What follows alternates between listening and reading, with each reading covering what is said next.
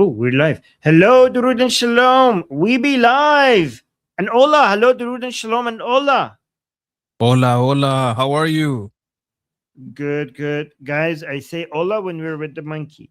I usually just say hello, Durud and Shalom. But when we're with the monkey, I say hello, Durud and Shalom and Ola.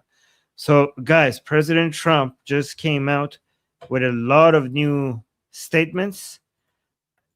And holy crap, let's listen to all of them. Let's just jump right into them and get see what he has to say. We're gonna pay guys in the chat. Let me know what you think. We already got a super chat, which I'm gonna respond to pretty soon. But before we do that, let's actually first listen to President Trump. Mr. President, in addition to this big announcement, you've also been posting about Iran today opposing their latest demands. You said this last round of talks was Iran's last chance before decapitation. So what now? What You'll comes find next? out. You'll find out.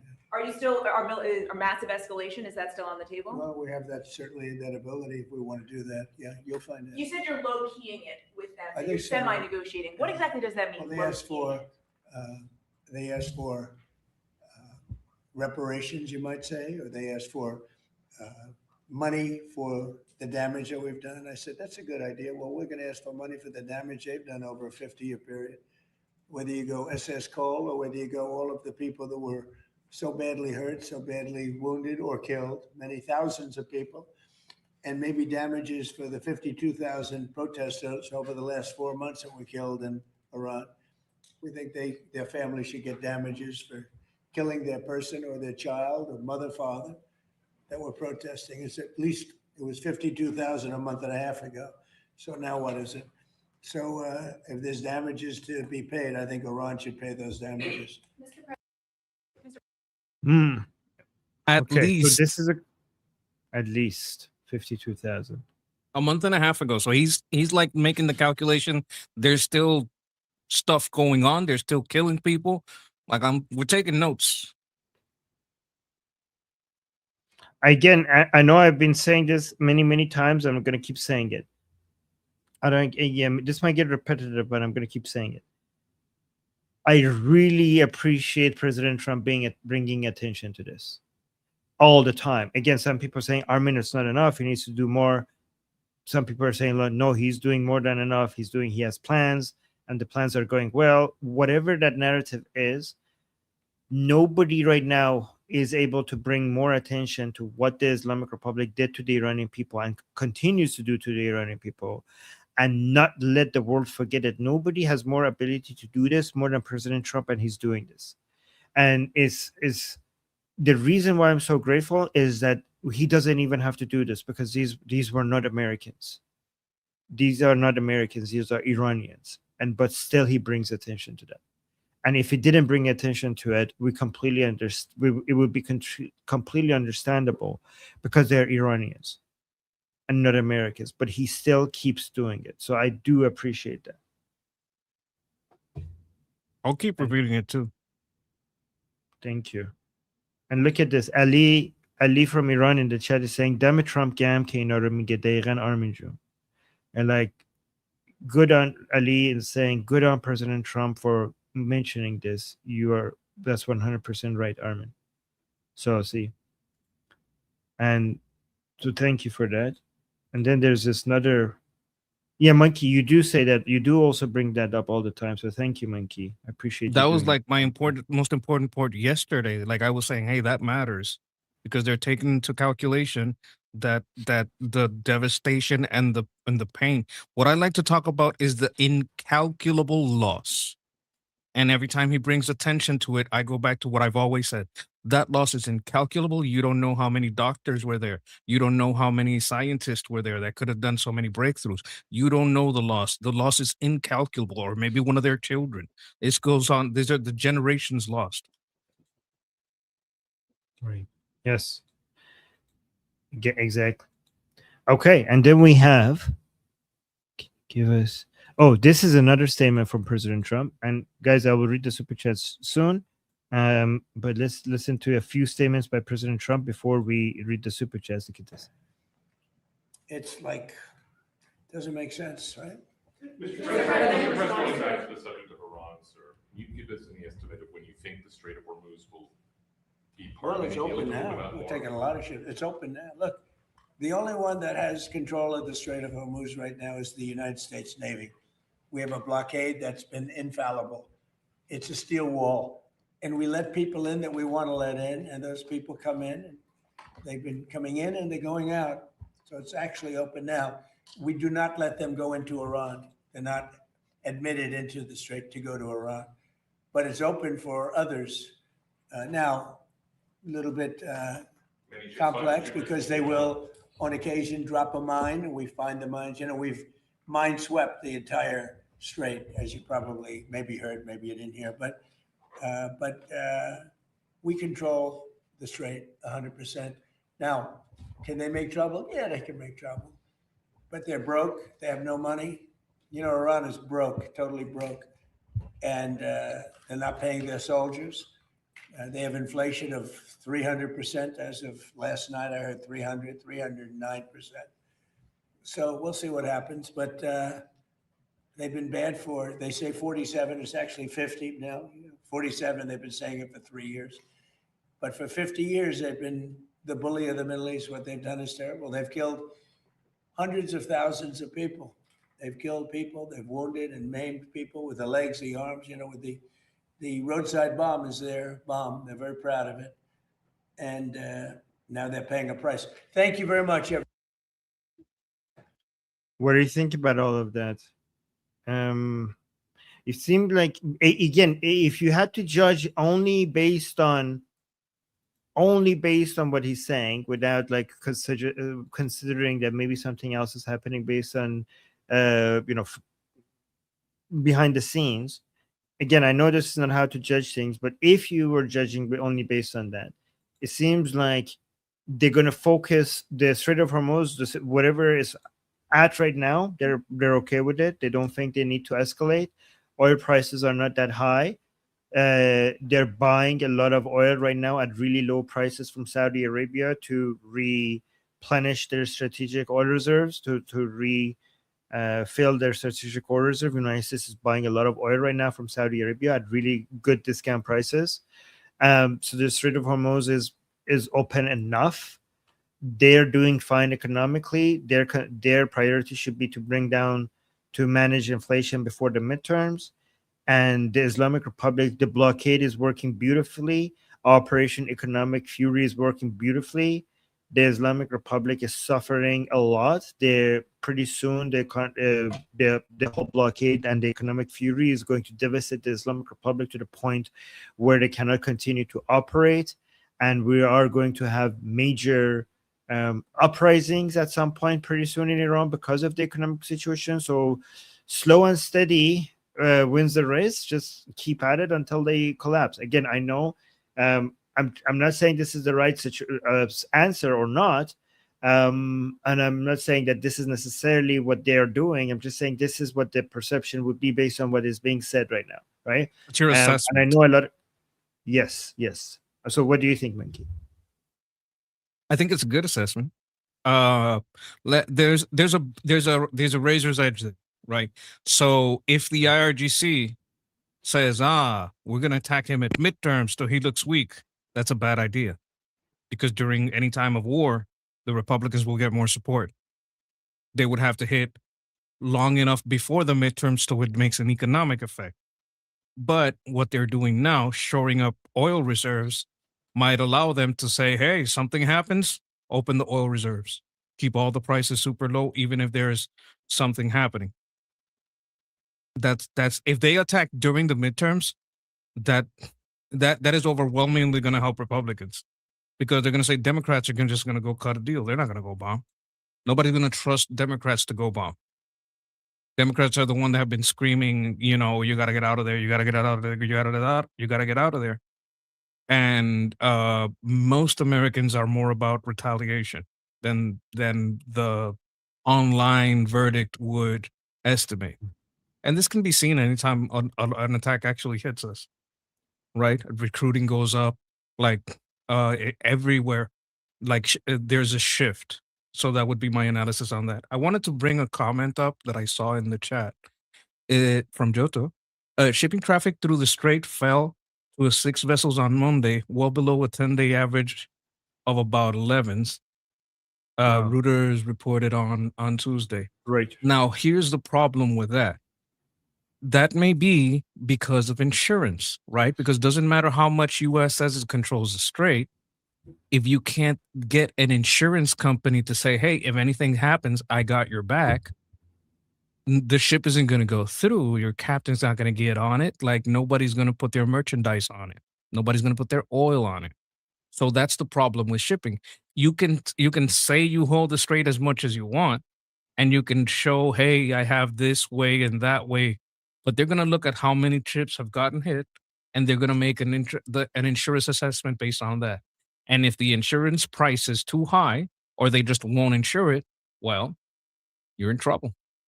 So that's something that we can't control because it's a free market assessment. Right. Okay, and now that you highlighted that comment, let's also do the super chats. Emma with the super chat saying, "Do you think Muslim politicians in general can ever be trusted in Western countries, or do you think they all have hidden Islamist agendas?" I think like the main test is not whether they're Muslim or not, because there's so many nominal Muslims that just like they're just Muslim by name, right?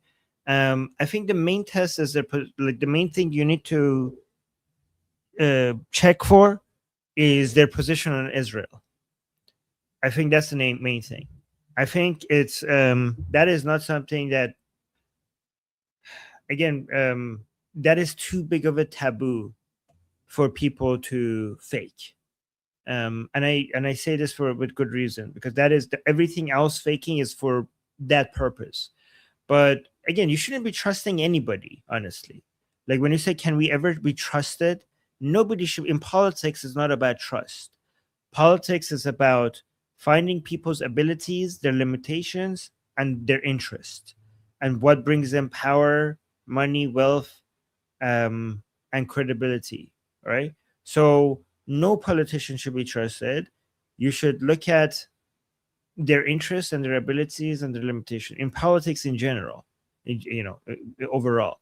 So when it comes to if you want to see if somebody is a Muslim with actual Islamic views that is anti-liberty and anti-America and anti-Zionism and anti the world order as it is right now, or not, just see their position of Israel. If you have a Muslim that is very supportive of Israel, they're on our side.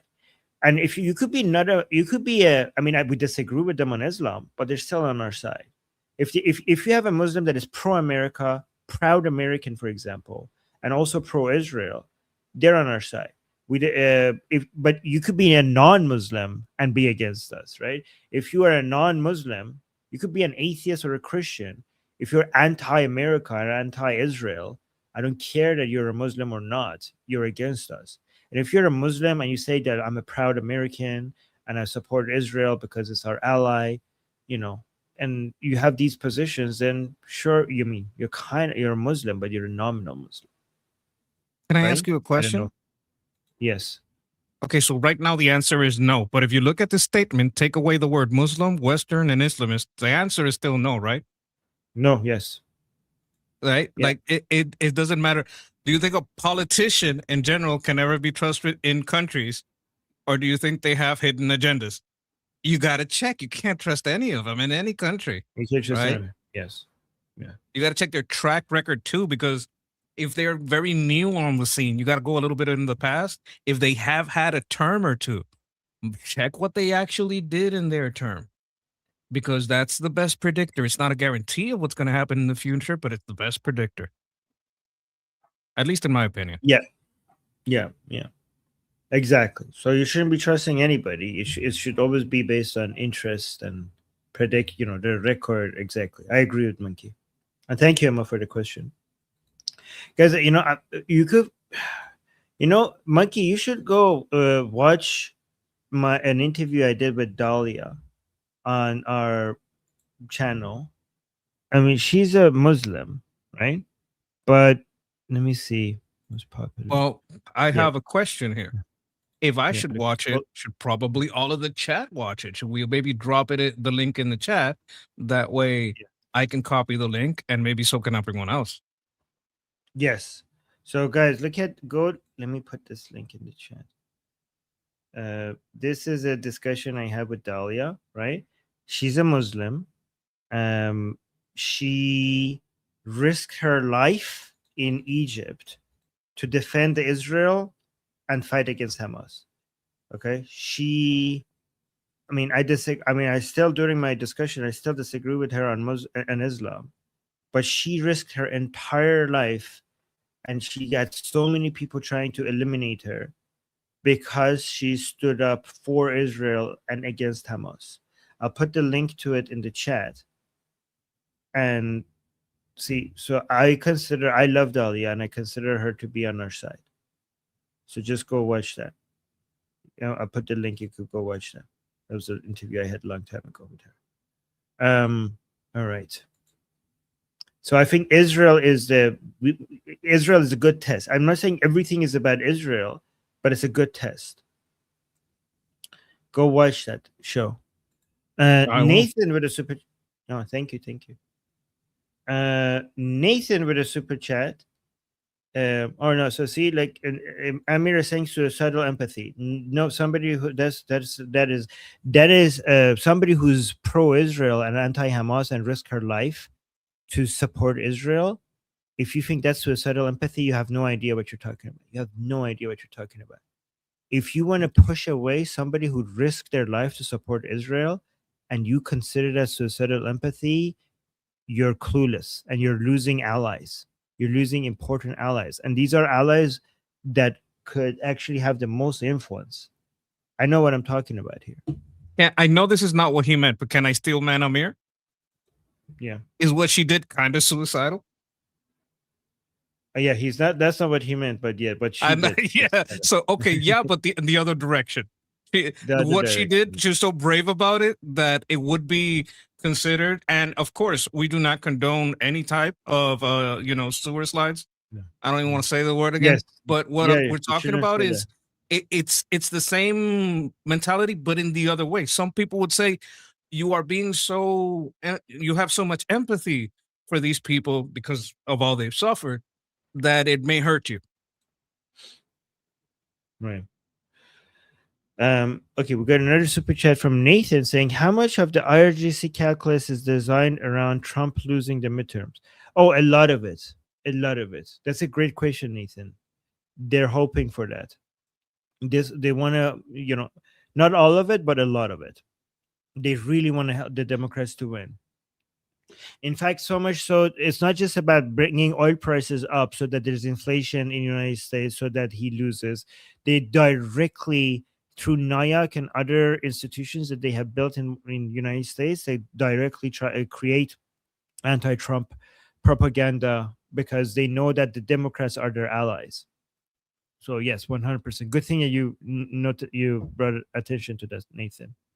I went over a little bit of the Senate Muslim Brotherhood hearings where they talk about CARE, how long it's been, I think since 1993, and the damage that they do. And it's very much about the elections. I want to tell everybody, get out there and vote.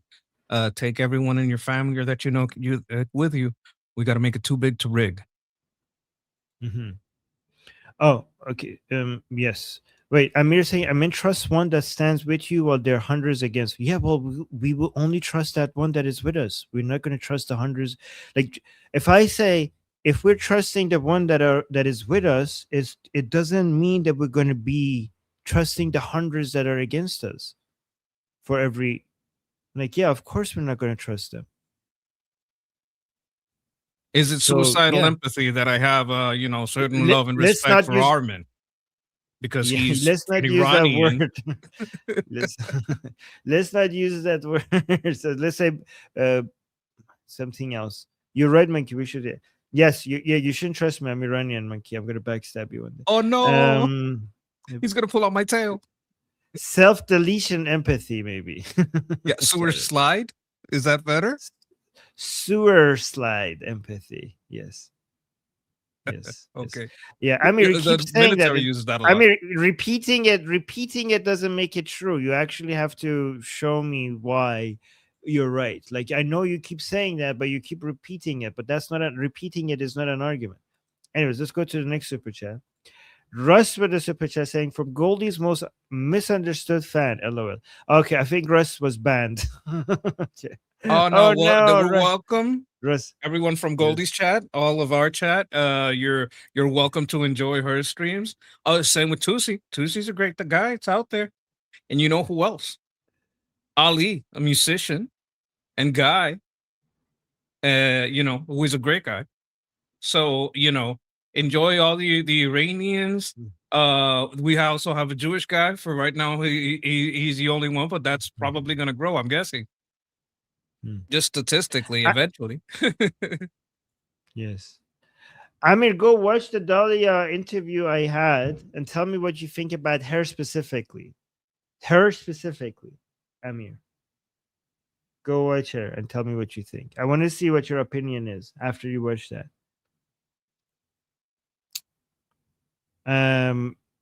Jaxus with the 100 joules. Thank you so much, Jaxus. Thank you so much for the support. And then Nathan with a super chat saying, then have they considered even if Trump loses the midterm, he would still have 2 months of congressional support and absolutely nothing to lose? Monkey, you are the best fit to answer this. I had not thought about this, but that is an excellent point. That is an excellent point. Like, they can't do anything about it for 2 months. I'll go even farther. The constitutionality of the War Powers Act has been debatable for a long time, because that's not a power that the Constitution has. It goes against the separation of branches of the government. Right. That's a good point. I'm gonna screenshot this. Nathan, you brought something interesting He could chimp out. Yeah, you're right. That's actually a very good point. You have 2 months of congressional support, and the midterms are over, so he doesn't have to worry about the opinions anymore. He has the powers. Still has the power left, and he doesn't have to worry about people voting him out or the Republican Party out anymore. That's 2 months of him being unchained. That is such a good point, Nathan. Thank you for bringing that to our attention. For the Okay, support Amir saying, and the insight. and the insight. Amir saying, I will watch that interview. I'll bet I love her. Well, good, Amir. I'm glad that you're like that, that you know that you're gonna love her. He's saying, but I promise you I won't trust them even slightly because of one girl. Well, yeah, you shouldn't. Like, I don't know how, I think we agree more than you assume. Okay? The fact that you're gonna love her means that you're gonna judge people individually. And it's that the fact that you're gonna love her means that means you agree with me. Okay, you shouldn't, like, when did I ask anybody? Amir, I think you're not listening to what I'm saying. I think we agree. I never asked that you should be trusting entire groups of people. Never said that. You shouldn't be trusting. Your position is correct. What I'm asking is to judge people individually, and you're saying I'll bet I'll love her, so yeah, agree with me on that. And then your position is that you're not going to judge the entire group of people because of one girl, which I agree with you on that as well. So what's the disagreement on here? What's the disagreement here? You're individually judging people, which hence the love, and you're not using that one person as a way to judge entire groups of people. Where is the disagreement? We agreed in. I We tend to completely not agree. trust. I tend to not trust humans, animals, or things. Yeah, we don't. Yeah, it's not based on we Reciprocity don't. is what matters. Yes. And then Sherry with the super chat saying, I disagree. Sorry. Modern Muslims are not running for office and power. Well, they are right now as we're speaking. I mean, the US law allows them to. There's nothing in the US law that stops somebody from running for office because they're Muslim. Right? Monkey? Maybe she means by modern secular. No, Like but you what were does she mean? making They're the not. case I know. that No. Yeah, but I understand that part. But what do you think about the second part? Not running. They are running. Oh, modern. Oh, now I see what you're saying. You're saying that. Okay, you're saying that. Okay, yeah, but we were. Oh, okay. Now I understand. Thank you, Monkey. We were talking hypothetically.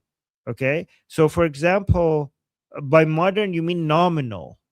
Modern Muslims, you mean nominal. I don't call them modern Muslims because, um, yeah, because yeah, I think nominal Muslims, basically Muslims who just have Muslim as their name, but they don't have Islamic views and they're not living Islamic lives. You're saying they're not running for office. You're right. So that's why we're against the ones who are running for office, because they actually have Islamic beliefs and they're anti-Israel and they're anti-American. But I was, so then you agree, because the question was a hypothetical question, like, are we basically going to be against everybody? Are we going to be not trusting anybody because they're Muslim? And we said, like, we don't trust. Like, trust is not something that we're willing to give to any politician, regardless of them being Muslim or not. But are we opposing a politician who is a nominal Muslim who is on our side? Hypothetically, no, we're not against that. But right now, nobody like that is running, so we're against every single one of them. Like that Abdul Al Sayed guy, he is. We're against him, not just because he's, not because he's a Muslim, but because he has Islamic views, because he has anti-American and anti-Israeli views. If somebody like Dahlia was running for office, we wouldn't be against that, right? If some like if hypothetically, again hypothetically, Sherry, if we had a Muslim who says I'm a Muslim, but is patriotic American, has a record of good policies, has pro-Israeli positions, is for free markets and capitalism, and has anti-woke, anti-communist views, then I'm like, yeah, that's great. That's a great candidate. If not right now, if that happens, what do you think, Minky? I think that candidate would be in more danger than the president. Because the Why? left would want to get it, would want to get at the candidate like that, and all the Right. Muslims was like, "You're turning on us." So that would be putting yourself in an amazing amount of danger. Yes, you're right. You're right. But that also will be a weapon for us, because the woke people are like, oh, Muslim, Muslim, Muslim, and they're like, okay, look at us, we have this guy, right? So what are you Well, gonna do against this? Oh, don't attack her! Don't attack her! Islamophobia! Islamophobia! Do not attack our Muslim. This is our Muslim. I don't know. What do like you think? a Republican candidate that is absolutely a Muslim and hates. Like, okay, you know how there are Muslims who serve in the Knesset, I think it's called. Yes, Like if but one those of are not those good. guys emigrated here, it's like, I have Yeah. experience as a politician. My policies are very conservative, as you can see. Yes. Imagine if we have a Republican Muslim that is aggressively pro-American, aggressively pro-Israeli, aggressively anti-communism, aggressively anti-woke, proud capitalist with a record of these policies. That would be a weapon against the woke left, so much. Like, we could, like, that would be such an asset for us. And like, look at us. Right? I don't know. What do you guys think? I mean, is it That would not like, be is that yeah. really mind breaking. Yeah, so people are saying, ever see a Muslim Republican? Guys, we're saying, obviously, we're not saying something like this exists. We're not saying something like this exists. Obviously, it doesn't exist. I'm just saying, if one day, hypothetically, we get something like this would be in our advantage. It would be the kryptonite for the left. And then we It could be would like, be. don't attack her. They're being Islamophobic. Yeah, Do you good. know Don't attack someone? her. There's something like this just happened, but it's in a different field. There is a very tall, very black man who is kind of conservative, and he joined the WNBA, and he says that he has, he has feminine feelings, but only on the court. So it would be only appropriate that he play basketball as a woman, and he's doing it basically to troll the WNBA. He said when he came out, he got a $20 coupon for a discount on wigs and a Stanley Cup from Trans University or something. I think he's just trolling, absolutely trolling. He had an interview with Benny Johnson, which was hilarious, but he's like putting them to the test. Oh, this is what you believe. Let's see if this is what you believe. Is it about the characteristics or is it about the ideology? Like, is it about the trans or is it about leftism? That's the test he's putting. So the different test on this side would be: is it about being a Muslim or is it about being a Democrat and a leftist and a socialist? Right? Is it really about Islam or is it about you guys wanting to destroy the American way of life through socialism? Parts of Islam, because if a Muslim is anti all that, well, then you're just exposed for not even caring about Islam. You just care about, you know, your socialism and your Islamo communism. I thought it's funny. Yeah. So see, Amir in the chat is saying, "Oh, you shouldn't do that. That would be takia." Amir is an Israeli, so I want to share this one. Okay, this is somebody that the IDF, the Israeli military, celebrates her.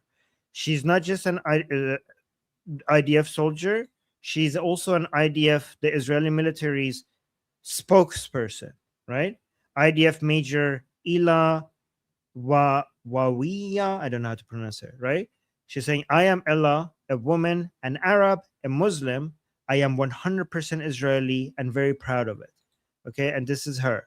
Right. So people keep saying, like, takia, takia, takia. I mean, I trust the Israeli military. I trust the IDF. And the IDF trusts her. Okay. So she is on our side. She is a person that loves Israel, fights for Israel, and is a Muslim. She says she's a Muslim. It's a nominal Muslim. Okay. Again, I am aggressively anti-Islam, but she's on our side. I consider her to be on our side, right? So people who say, like, oh, if it's a Muslim, definitely she's doing taqiyya. Is she doing taqiyya? Then if she's doing taqiyya, do you mean the IDF fell for her taqiyya? She has been fighting for Israel against her enemies all of this time. She has been risking her life. She has been risking her life fighting for Israel. So again, she's an asset. She's an asset against Islam, honestly, because this is Islam's kryptonite. Having people Oh, I from know their another side. example. Hmm. There's this guy, chat. You're not gonna believe it. This dude, his name is Armin Navabi. He's the founder of Little Liberty Politics. I don't know if you know. This guy is from Iran, completely against the IRGC, very much pro liberty, right? People say, well, he's an Iranian. You can't trust them. But this guy, I'm going to tell you, you got to look at the individuals, because if you look at his track record, you're going to see that, you can't blanket people and put them all in the same box. It doesn't work. You're too humble to say that, but hey, I'll say it. No, but the issue, like, really quickly, I want to say and then move on. The issue Amir is having is not with Iranian, it's with Muslim, right? Like they're like, yeah, Armin is not Muslim. That's not the same. So, but yeah. But thank you, Monkey. I really appreciate that. I'm just saying, guys, Muslim does not necessarily mean that you're doing taqiyya and that you're evil. Islam is pure evil, but we have good Muslims and bad Muslims. There are many Muslims who are not really following Islam, okay, including her. Okay, that she's Israeli and she's proud of Israel and she fights for Israel, so she's on our side. And there's, we cannot like generalize entire group of people. She's on our side. I'm proud that she's on our side. She probably not. She probably doesn't like me because I burned the Quran, right? On camera, so she probably wouldn't like me. I mean, Dahlia knows. Okay, to be fair, Dahlia knows I burned the Quran, and she still considers herself to be my friend. Okay, that's how Dahlia knows I burned the Quran, and she's a Muslim, and she really likes me. I hope she still likes me. I should contact her again. Maybe we could do a Q&A with her. Okay, this was one of our best shows. Why does the Quran burn, like anger them so much? Isn't that a little idolatrous? I don't know. Okay. Yeah. But I it doesn't mean, say anything like that in the Quran or the yeah, Hadiths, right? I mean, it's just a thing to get upset about because Muslims have been burning Quran for ages themselves. It's actually as like, Muslims today don't know that Quran burning is actually one of the Islamic ways of removing old Quran. So it's just like this is it's just a thing to be Wait a upset minute. about. What the hell? Yes, That's how you get rid of them? I thought you had to bury There- them or something. there are multiple ways. One of them is to burn them properly so that they don't get dirty. That's a But little most Muslims don't know hilarious. that. But most Muslims don't know that. So that's why they get offended. Again, this I'm is what I'm telling berating you. you. Most I'm Muslims, sorry. no, it's okay. Sherry saying, but the super chat saying, is she running for office? No, she's not. I know what you mean, Sherry. That's what I'm saying. Hypothetically. But if she was running for office, would you mind that? If somebody like her, by the way, Sherry, go watch the interview I did with her. You're probably gonna like it. Yeah. Anyways, let's continue with President Trump now. Wait, hold on. Did we play this one? We did already this one, right? Let me see. Yes, we did. Let's see this one now.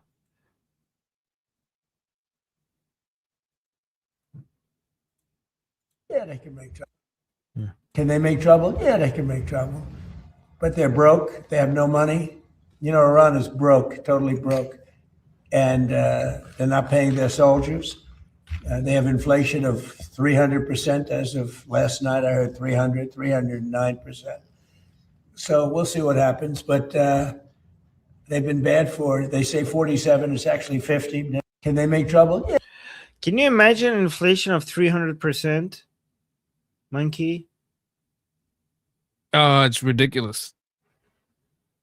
300% inflation. Like we get to I don't know. I don't think we've ever gotten to double digits.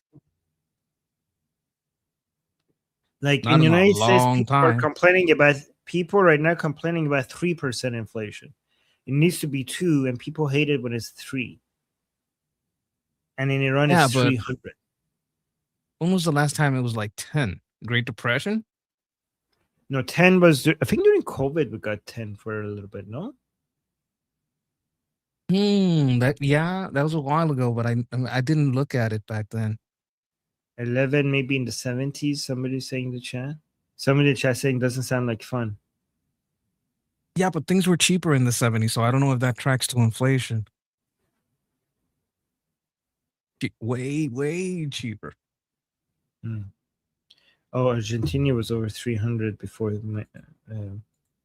Milei. So that's the solution. You send Milei and afuera. He goes in with a chainsaw and cuts all the government programs.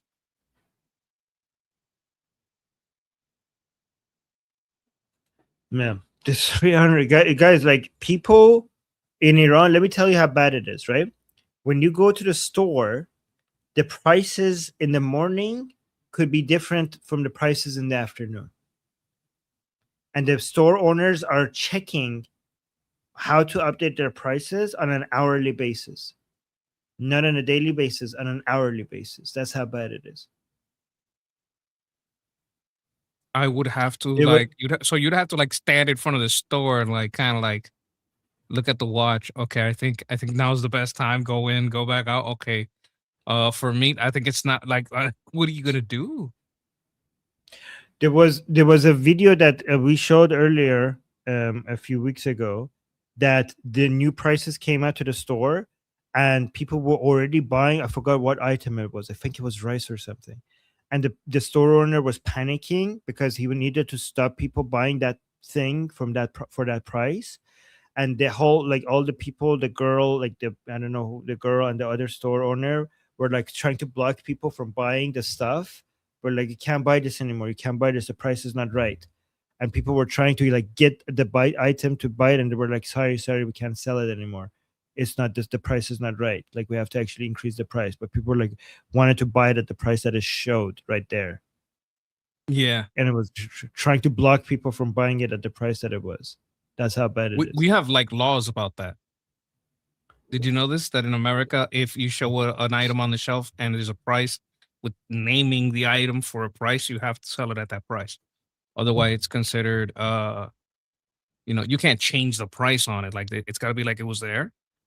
But otherwise, that's what it's they were separate doing. marketing. That's what they were doing. They were just trying to not to sell it because the price already was there. So they were just trying to not sell it. Interesting. And and guys, I kid you not, some people when they go buy like expensive things, a currency right now, one currency in Iran is iPhone. iPhone is a currency right now in Iran, right? Because how much prices change. So for example, when you go to your dentist, you could pay with iPhone. Okay, so you go there and then you bring out your iPhone, and the secretary of the dentist, they go and they make a few calls to see based on the iPhone that you're giving them how much it's worth, and they quote you a price and then take your iPhone. So people are actually paying for things in iPhones based on what iPhone it is, and Basically a barter system. You're going barter because money, it's worthless. It's not a store of value anymore. Yeah. But iPhone has turned into a major currency right now in Iran, which is weird. Never thought I would see that day. Jose, thank you so much for you're saying in the chat, saying if you're not subscribed, please subscribe. Thank you so much, Jose. That's very sweet that you said that in the chat. I appreciate that. Yeah, guys, make sure you subscribe. And Yes, then thank you. Leo is saying 3 ghosts is an iPhone. Oh my god. And then Omid gave us a super chat saying trust ex Muslims, not Muslims. YouTube censor. Yes, for YouTube censor. Oh, I know what he means. Yes. The apostates. Apostates. I mean to say. Thank you, Omid, for the super chat. And then Elite 02K with a super chat saying, what do you think will happen if Trump wins the midterm? Well, Trump is, you mean the Republicans? Yeah, I mean, technically it will be his win as well. I think then the chances of him going all out against the Islamic Republic will exponentially increase. But Monkey, what do you think? It would open the door to make a transitional government and a humanitarian mission. Yes. Take 3 towns in the south and move from there north as people start to turn. And I think as soon as you take a couple of towns and people say, okay, this is happening, like even, more senior ranking people might leave their positions and others that are higher up might turn, that haven't spoken, haven't had a side. Let's just be out with it. I think the Artesh, they don't want to put their neck out if they're not going to get backup. But, I'm not talking about the ones that got all the privileges. And if you're Artesh, you're certainly, sidelined because you could have been IRGC, who got a lot more privileges, is my guess, because they're afraid of Artesh. But even among those, there might be whole battalions that turn. They might not be well armed because Artesh is, as far as I know, never well armed. So quickly for people who are new here, there's 2 military forces in the Islamic Republic. One is Artesh, one is IRGC, and Artesh is less ideological than the IRGC. Just wanted to do a quick summary because people might not know what the hell we're talking about here. But then they've also been targeted less by American forces. Yes, the Artesh has been targeted less. But yeah, so Elite 02K, if the Republicans win the midterm, I think Trump, think about this, Trump has no worry anymore regarding any elections, neither presidential or midterms anymore. And so, and he doesn't have to worry about, Congress trying to, no impeachments, no using the power of the purse, to block him, this would be 2 years of complete unleashed Trump, unlike anything, because for Trump first term, he had to worry about elections. Trump second term, before the midterms, he had to worry about elections. There will be 2 years of complete unleashed Trump with no limit, with very little limitations. So we will finally get to see what that looks like, because we have never seen that. We have never seen a Trump that did not have to worry about elections and have a Congress and a Senate that is mostly in his favor. We've never seen anything like that. So that would be interesting to see if that happens. Yes. Hmm. Look, Hey, let's see. I'm looking forward to an unleashed Rubio. Ooh, yeah. President Rubio Oh. and Vice President Hegseth. Yes. Oh my God. Can you imagine? I would love it. Oh. Russ is saying, summarize 2 years of service in Iran, please. It's 2 months of training and the rest is basically free labor for the Islamic Republic. So summarize, that's the summary of it. So you're supposed to do 2 years of military service, but for many people, not all of them, that is just basically 2 months of military stuff. But most of the other stuff, you're basically, if you're unlucky, you're cleaning and moving things, heavy things around, and I don't know, maybe bringing tea for your officers and doing, cleaning washroom and stuff like that most of the time. And if you're lucky, if you have good connections, then they're going to give you office work. But if you're very lucky, like I was, you're going to get nothing. Again, I always show my military service card. Here, I have a military service card here. Again, I keep showing this every time people ask it. When I was in Iran, this I have a card question shows that about I. that. Yeah, let me first set minute. So, guys, this is my military service card. It basically shows that I did 2 years of military service in Iran. Guess how many days I served in the military? 0. I didn't even enter a military base. Okay, but this card suggests that I did it for 2 years because my parents paid for this. Right? My parents paid for this, so I could basically leave Iran without doing any military service. But yeah, that's the summary. But go on. Well, when you say unpaid service, they don't pay their reserves when they're doing any duty. Oh no! What, pay? No. But we pay them. They don't, like, No. when we have reserve and National Guard, and what they do is they have like 1 weekend a month. They rotate in and do different services. They check the vehicles, right? You can have different weekends for different people, but 1 weekend a month, if you're in the reserve, you have to go work. But they pay you at a military rate of your rank per hour. I mean, I could Not double per hour. check. I think but- it's flat. I don't know how the reserves works. Oh. Okay, so you do get paid. I didn't know that. You get paid $60 a month. Oh, that makes more Okay. sense. Is that a lot of money over there? No. Okay.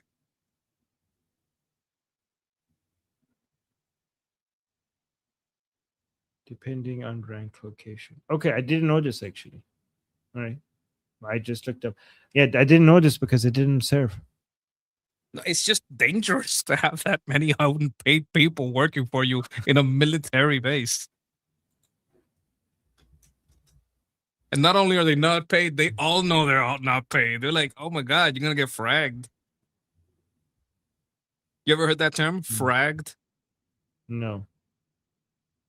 It's when the lower enlisted do something to the upper enlisted when the upper enlisted are putting them in danger.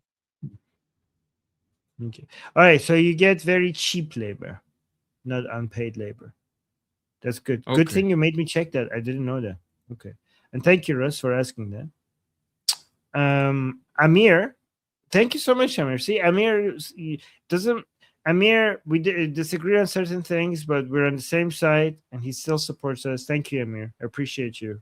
Hopefully you don't. Yes. Amir, hopefully you don't get too upset with me given our disagreement. I know we both have the same goals, right? So thank you, Amir, and I appreciate your membership gifts.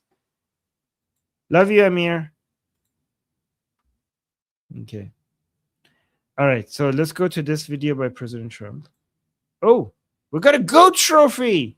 Guys, look at the chat. We got a giant goat trophy. I love this trophy. We got 1,000 jewels, which causes a big goat, like a trophy with a goat on top of it, to show up on the chat. Thank you. Thank you, Sarah. That's very sweet. All right, let's go to President Trump. For reparations, you might say, or they asked for money for the damage that we've done. I said, that's a good idea. Well, we're going to ask for money for the damage they've done over a 50-year period. Whether you go SS Cole or whether you go all of the people that were so badly hurt, so badly wounded or killed, many thousands of people, and maybe damages for the 52,000 protesters over the last 4 months that were killed in Iran. We think their family should get damages for killing their person or their child or mother, father that were protesting. It's at least, it was 52,000 a month and a half ago. So now what is it? So if there's damages to be paid, I think Iran should pay those damages. So this was basically the same thing as he said before, but to a different person. But this part is new. He had a voice call with this radio or with this TV station. So let's see what he says here. You know, just so you understand, oil is lower than it was during the Biden administration. And I stopped them from having a nuclear weapon. Because if I didn't do what I did, they would right now have a nuclear weapon, and you would be addressing them as sir. You would call them sir. You know, He's saying if I didn't do what I did, you wouldn't be addressing me as sir. You would be addressing them as sir right now. Like they would be taking over the world right now. What do you think about this? Well, it's good to be polite. People that got nukes, you know, especially if they can hit you with them, right? Like, I think this is a joke. He's basically saying it jokingly, but you know, depending on what side he's on, he may call them sir anyway. Okay. What channel is Do you this from? think Trump? Real America's Voice. But do you I think don't know that channel too well. the channel doesn't matter. It's President Trump's statements. Like do you think he really believes that? He really means it when he says that if he didn't do what he did, like the whole world would have been like Israel would have not existed by now, and Absolutely, Islam. 100%. Oh, that's you know. Well, okay. Well, what do you think they would do as soon as they get one working?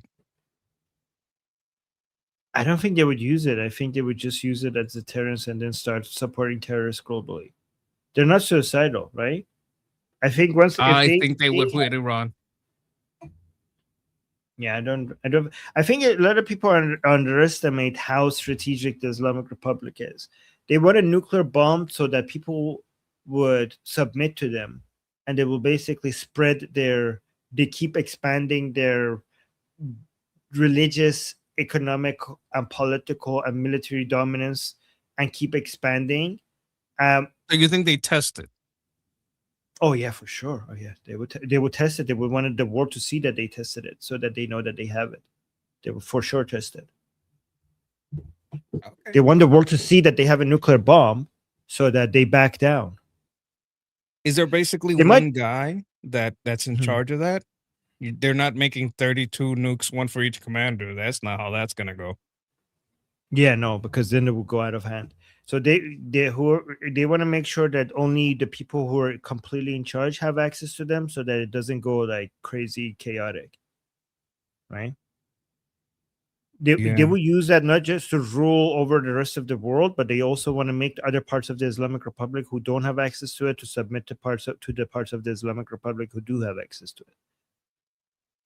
Right? Yeah. Yeah.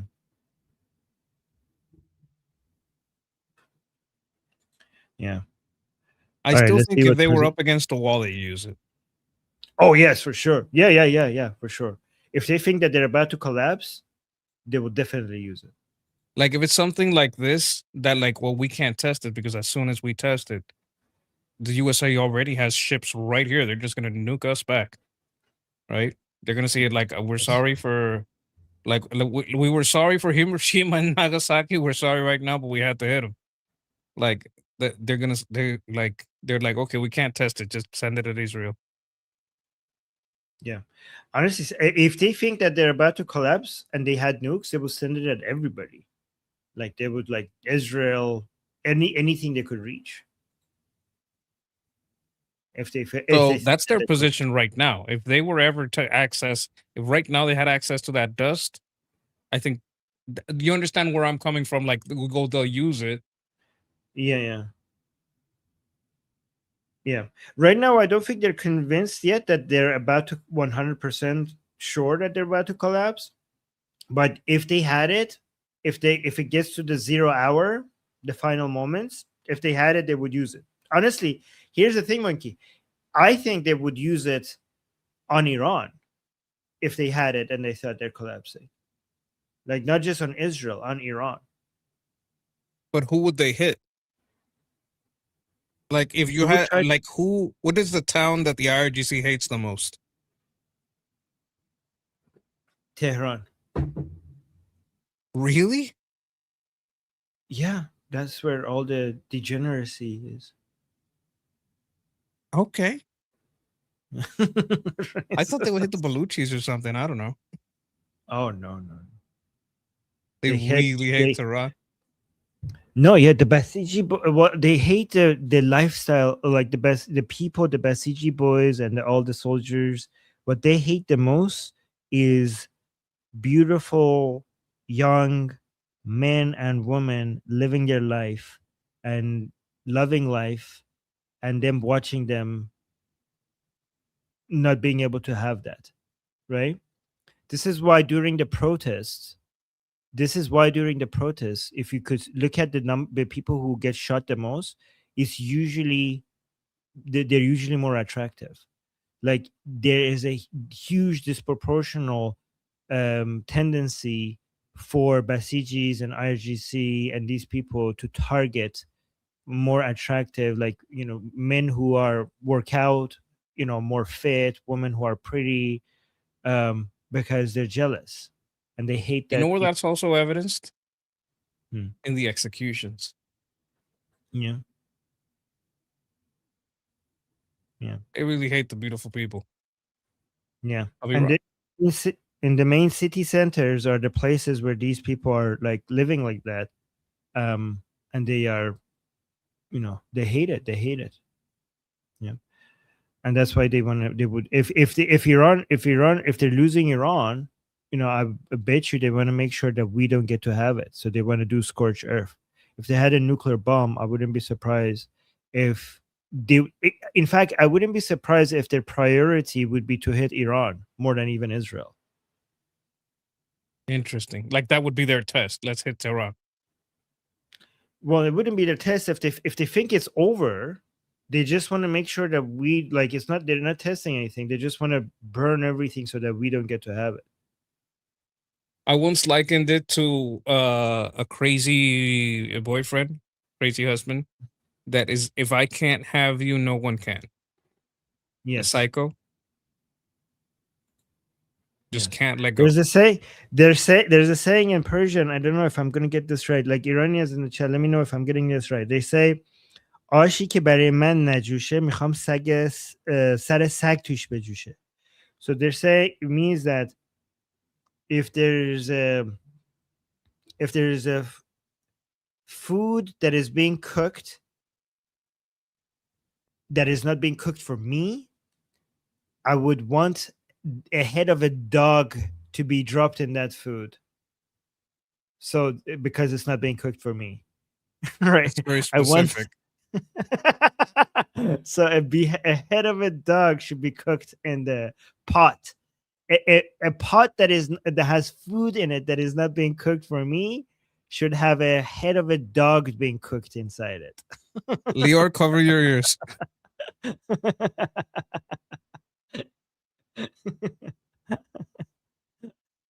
Anyways, Oh my god. let me. Okay. Leo just saying Jesus Christ. Yes. That's Yes. what I was Any thinking. pot. Yes. Any pot that is not being cooked for me should have a head of a dog being inside it, being cooked. That's what it says. Yeah. Anyways, let me stop saying that. I don't know why I keep repeating it. It's all right. Let's go here. Did I- Now that everything's good, to us, what he did to us in so many ways. And by the way, they talk about munitions, and we're fine with munitions. You know, we're having to do with, we're fine. But the reason it would be lower, and we're building them like crazy, but the reason it's low is because he gave $300 billion worth to Ukraine. He Oh. gave more. Oh, wait. This is the question. The reason why munitions are low. Oh, President Trump is saying now munitions are low is because Biden gave $300 billion worth to Ukraine. Okay, so munitions finally is because people keep telling us as if we're imagining this. Okay, so munitions, again, it's not low when it comes to what we need for the Islamic Republic, but globally, it's not enough for them for globally for enough global threats. So finally, we're now saying yes, the confirmation, because every time we said that here, people say like, no, it's fake news, it's fake news. But now, not only it's not, we know that it's not fake news, we're seeing that the reasoning for it is, President Trump's giving the, Biden is the reason behind it. So watch this. Now that everything's good to us, what he did to us in so many ways. And by the way, they talk about munitions, and we're fine with munitions. You know, we're having to do with, we're fine. But the reason it would be lower, and we're building them like crazy, but the reason it's low is because he gave 300. Okay, so we're fine, but the reason why it's low. Okay, so it's fine, but the reason why it's low. Okay. $100 billion worth to Ukraine. He gave more. He gave, They never mention that. They never like to mention that. Now, I give to Ukraine also, but they have to pay, meaning the European Union. I don't do Ukraine. I give it to the European Union. They have money, and they pay top dollar. They pay full dollar. I don't want to say top because, I'm not looking to pay top. Now they. So yeah, this is what I like. Okay, President Trump saying like, I'm also giving to the Ukraine, but I'm selling it. I'm not just gifting it. I give it to NATO. NATO buys it, and they give it to Ukraine, which is the right way of doing this, right? But I spoke about this a while ago on the call. Yes. I believe it was like 2 or 3 days ago. That will be last week, and we were talking about the old missiles basically being already having to be phased out. Now, just because a missile is past its expiration date doesn't mean you can't inspect it and recertify it. And I believe a lot of these munitions should be, of course, inspected and recertified for being in good working condition and kind of like phased into the Ukraine theater, but they weren't doing that. I think they're doing it now. I also have an update about this that I hadn't mentioned before. Japan is a maker of the PAC-3. I think they also make PAC-2, but they're makers of the PAC-3 missile systems, the Patriot missile systems. So we have a little bit over there covering. They send some to us. So they're making some for us. So it's not about us not having the stock, because I think that's somewhere where the disconnect, you might get a little pushback. But now, do we have enough to give to the Saudis, to give to Jordan, to give? That's where the rubber meets the road. yes, that's why I keep saying that there is enough for dealing with the Islamic Republic, but globally for everybody, that is not enough. For the Saudis, for the Emiratis, and we do care about, and President Trump does care about those, that oil infrastructure not getting hit, because then it will reduce global oil supply, right? Oh, Fit Over 50, thank you so much for the 10 joules. I appreciate you. Thank you so much. Let's see what he says over here. What is this?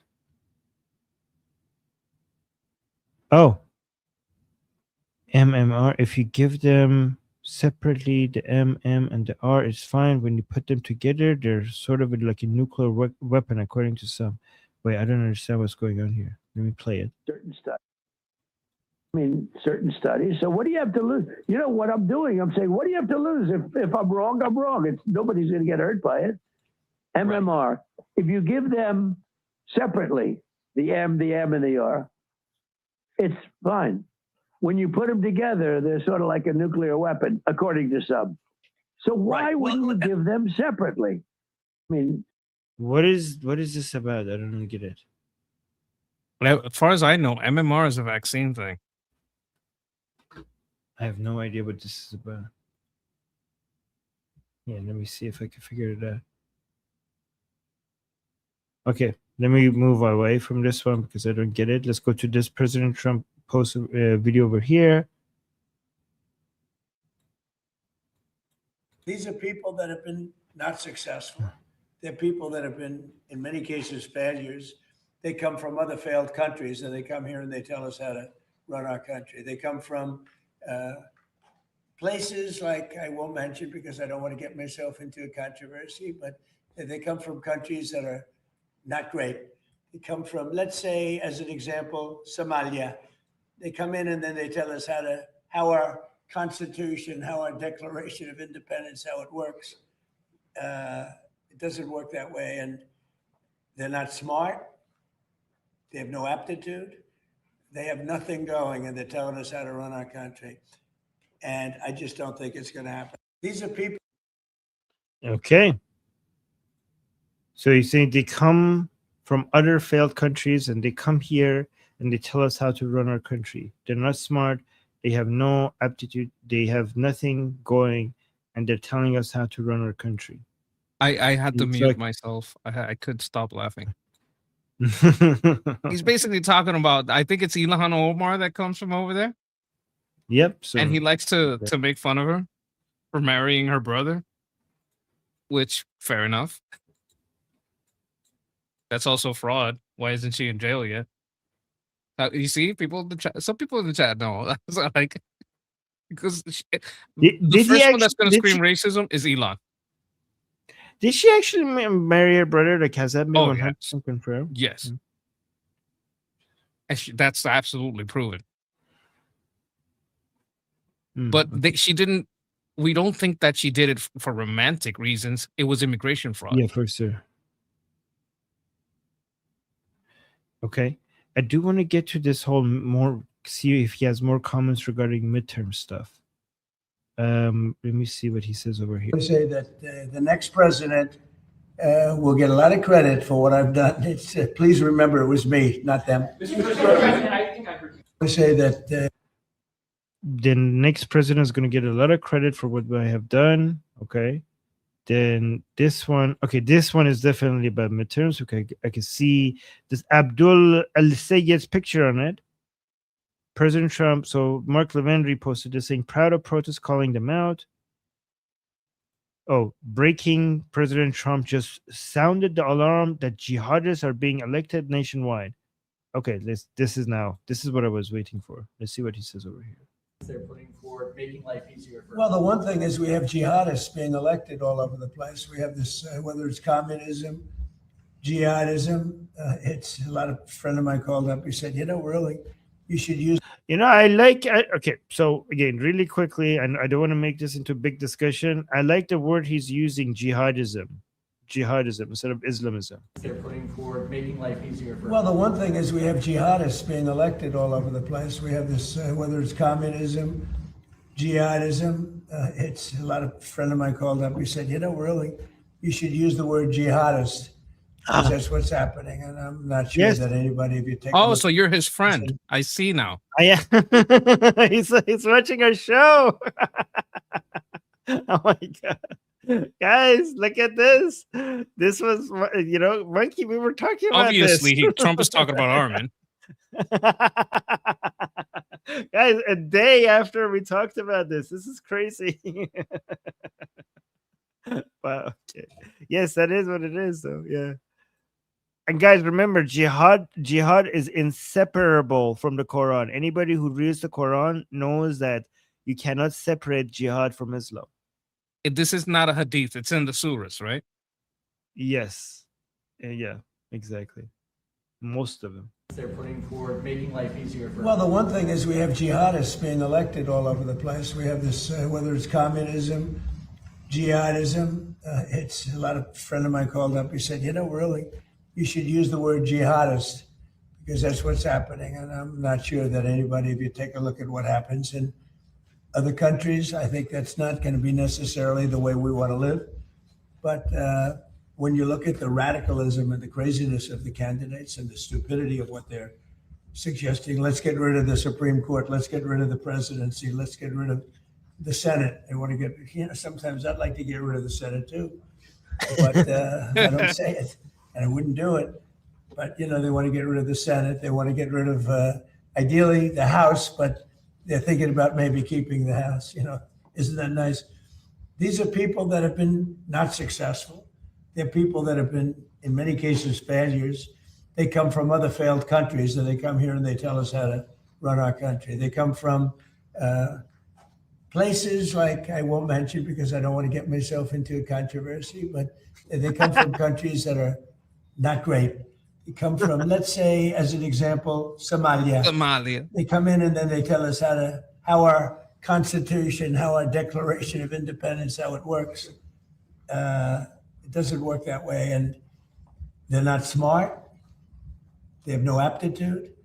They have nothing going, and they're telling us how to run our country. And I just don't think it's going to happen. I think that they start off, now I may be wrong, but they start off with a big disadvantage. People don't want to have Hey, look at this guy in the chat. Thank you, guy. Guy is saying, first asking the regime to surrender publicly, like Monkey said the previous day, and now this. They're watching. Yes, guys. So for people who don't know, the day after Monkey said, what President Trump, instead of just negotiating that with them behind the scenes, because they keep giving in to President Trump's demands, and then they come out and deny it. President Trump should just make them publicly accept the terms. They should come out and publicly surrender, not privately. And then the day after Monkey said that, President Trump said that, yeah, these people should come publicly, that became one of the demands, that they should publicly accept the terms. And we're like, oh my God, they're listening to the Monkey. And now, the day after I said they shouldn't call it Islamism, they should call it jihadism, the day after President Trump is saying, like, yeah, a friend of mine called me and said we should call it jihadism. That's such a coincidence. Yeah, so guys saying they're watching. That's pretty cool. Yes, and we have something to tell them right now. With Mr. President and your cabinet, we know you're watching, and we think at the White House you should subscribe to Guy Landau. I'm putting his link in the chat so that everybody in the White House can subscribe. And, get some great information on there on, many topics. Overwhelmingly, I think lately there's been the coverage about Israel, which has been great coverage. And, just love his work, and you guys will too. Yes. So, look, there you we're go, thinking Mr. the same President. thing. Great resource. While Monkey was getting the link, I was getting the screen to share. So look at this, guys. There is no better person than Guy when it comes to covering Israel topics. Okay, so putting the link one more time in the chat. Like, seriously, guys, there is absolutely no better person than Guy. He's so objective, and he's the smartest person I know on this topic. So make sure you follow his channel. Oh, look at that. That's me. But yeah, make sure you follow him. The link is in the chat, and he's also very engaging with the chat. So if you have questions, make sure you go and ask him. How many subscribers? He's at 674. We're trying to get him to 1,000. So go. He knows like the politics of Israel, like inside and out. Like he knows, he understands that at such a deep level. So go there and talk to him and ask him questions. It's pretty good. Yes, you Thank should you. subscribe, Mr. President. Yes, Mr. President. Yes. Thank you, Guy. Thank you. Oh, did we read this? Oh, no, we didn't. Ellie, thank you so much for the membership gift. Thank you so much, Ellie. And Fit Over 50, thank you so much for the jewels. Thank you so much for that. All right. You know what? I want to do more President Trump. I want mid-tips. Vance to subscribe. Please set him straight, Guy. Just joking, Mr. President. Ooh, talking about Israel and President Trump. This is now President Trump talking about the Israel lobby. Let's see what he has to have, what he says here. Happening in the United I'll States. tell you, Never in my life the have I biggest seen anything change- like this. The biggest change I've seen over the last 10, 15 years is what's happened to Israel and Jewish people. The level of they had a very powerful lobby. I would say you go back 20, 25 years ago, they had the most powerful lobby in Washington. Now everyone is, just large numbers of them. If you look at the House, you look at it's the Democrats, but you look at the Democrats in the House, look at guys like Schumer. He's become virtually a Palestinian. And you look at what's happened there, it's pretty amazing, actually. I've never seen anything like it. Happening. So what do you think? President Trump saying the Israelis used to have a very, very powerful lobby, but I think what he's saying is that now things are turning against them. I think that's my interpretation of what he just said. So what do you think? I'd like to share a screen, if I may, about this. This is a topic that I'm a little bit familiar with, and I like to talk about. Now, I reordered this so that the top donor is at the top. That's why it says reordered. These are lobbies, PACs, NGOs, all of it together, university, think tanks. China in the lobby, we're discussing lobby. We're not going to get into how much they pay into the universities and all this, just the lobby. The China lobby, 475 million. Okay. Israel, 0.7 penny pinchers. And APAC, which is a bunch of Americans, they like to spend money. They got 95 million. But 475.7. Come on, guys. What are we doing here? Qatar, $256 million. Lobbying. This is lobbying. This isn't like what they spend in the NGOs and the think tanks and the PR campaigns. This is just lobby. Saudi Arabia, 310 million. 0.7. What are you doing? UAE, 242 million. This is registered. This is like easy to find. This is registered, right? And look at over here, 0.7. It's illegal for them to make a super PAC. They don't really have one. But like APAC, which is a bunch of Americans, there's Christians in APAC. If I could, I would. I probably can. I just don't have enough money for that. That's not the point. The point is that they don't even spend a lot on NGOs and that kind of stuff. The people that like they don't do that. Now over here, when you look at the universities, if we're going to look at that, that's about let's say 1.5 to 7. Over here, spending around let's lower it down. Let's put it at 3.5 billion. That's still too much money in our universities from Saudi Arabia. 1.5 billion. Why are there so many Hamas protests at the university? Geez, I wonder, is it the $1.5 billion that they throw into the university NGOs? I wonder if that has anything to do. Do they give themselves executive positions in the nonprofit where, we don't profit. We don't have a bank account that profit, but we do pay ourselves well for our executive positions while we spew all this hate and produce actually nothing except hate and, violence. Qatar spends from 5 to 7 billion. Let's put it at 5. That's still too much. That's still too much. When you put them together, that's billions and billions of dollars in universities and think tanks, in think pieces, in editorials, in opinion pieces that they can pay for legally and call it kind of news or put it in with the news cycle. The China use their Confucius Institute, their Code Pink, which has been very much on the news, from 2.5 to 7 billion total. So let's put it at 3 billion. That's too much. And you're going to complain about this 0.7? What are you doing here, guys? You're penny pinching. If I was Israel, I would spend that $700,000 on exposing this chart. This is all I would do all day. Just show where is this 475 million going? That's what I would do all day. Show where this is going. Show who is getting this money. All day I would show who is getting this money. Who is getting this money?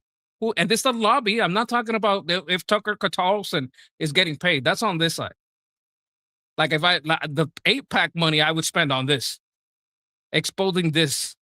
That's what APAC should be doing. Expose this chart. The Confucius University, the think tanks, the PR firms, the NGOs, everything that goes into that's what you spend. That's what you should spend that $95 million. And Israel, this 0.7, this 700,000, spend it exposing these lobbyists. Who is taking that money? Because people like to talk about lobby, but they don't like to talk about numbers. And this is all for the law. Farmer lobby. All toll roads are available.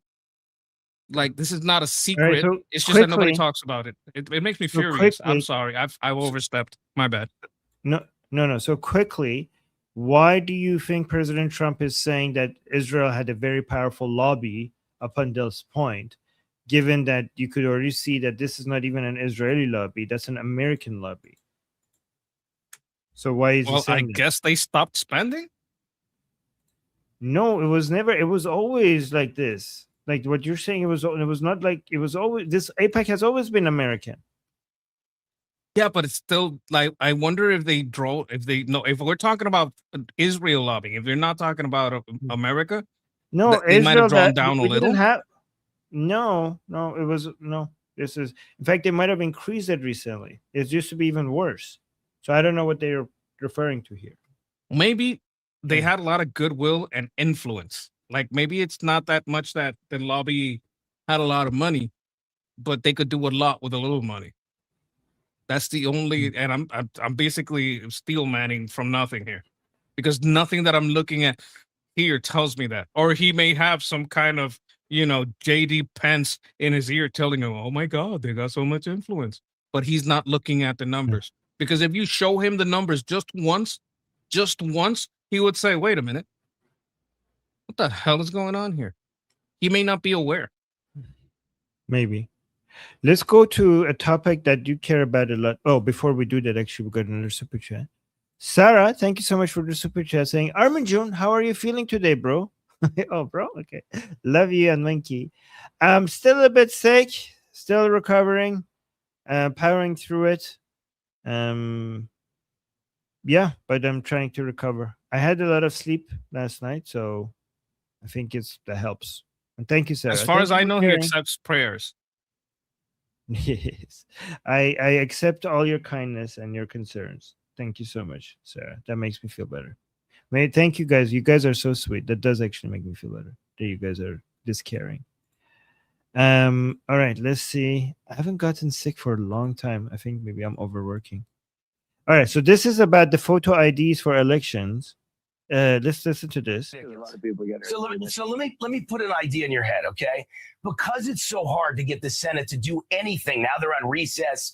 They don't get anything done if they never get the Save America Act done. You have the right to declare a national security emergency for elections. And the Supreme Court ruled in 1983 under Reagan that INS versus Chadha, that if you declare a national security emergency as the president of the United States, they can't challenge it. It can only be overturned by a 2/3 vote of both houses of Congress. So if you do this in the next month, we will get photo ID, proof of citizenship, and a limit to mail-in ballots. And Let you me don't just say even that need stranger the things Senate have vote. happened. Okay, I'll leave it at that. All right, we'll leave it at that. So let me finish with a couple of ridiculous. What did you say? What do we leave it at? Hold on, let me see the caption. So the guy is saying you have the right to declare a national security emergency for elections. If you do this in the next month, we will get photo ID, proof of citizenship, and limit to mail-in ballots. Trump is saying, let me just say stranger things have happened. I'll leave it at that. Ooh, monkey. So this is something that he can actually do. This is tickling my funny bone, because I know he can't do it through executive order. But if he can do it like this, oh my God, I would be so happy. It's like I can't. It's indescribable. It's indescribable. Like the amount of I made an article about this for people that don't know, but most of the disenfranchisement that has happened has been to the Black and Latino community, because the Black and Latino community were the ones that turned to Trump. That's where the immigrants were placed. So we're the ones that are getting raped. We're the ones that are getting robbed. We're the ones that are getting disenfranchised. We're the ones that have our services being overloaded. We're the ones that can't, get through in an emergency room because it's full. Like, we suffer the brunt of this illegal immigration. and it's a pattern. It's impossible to call it random.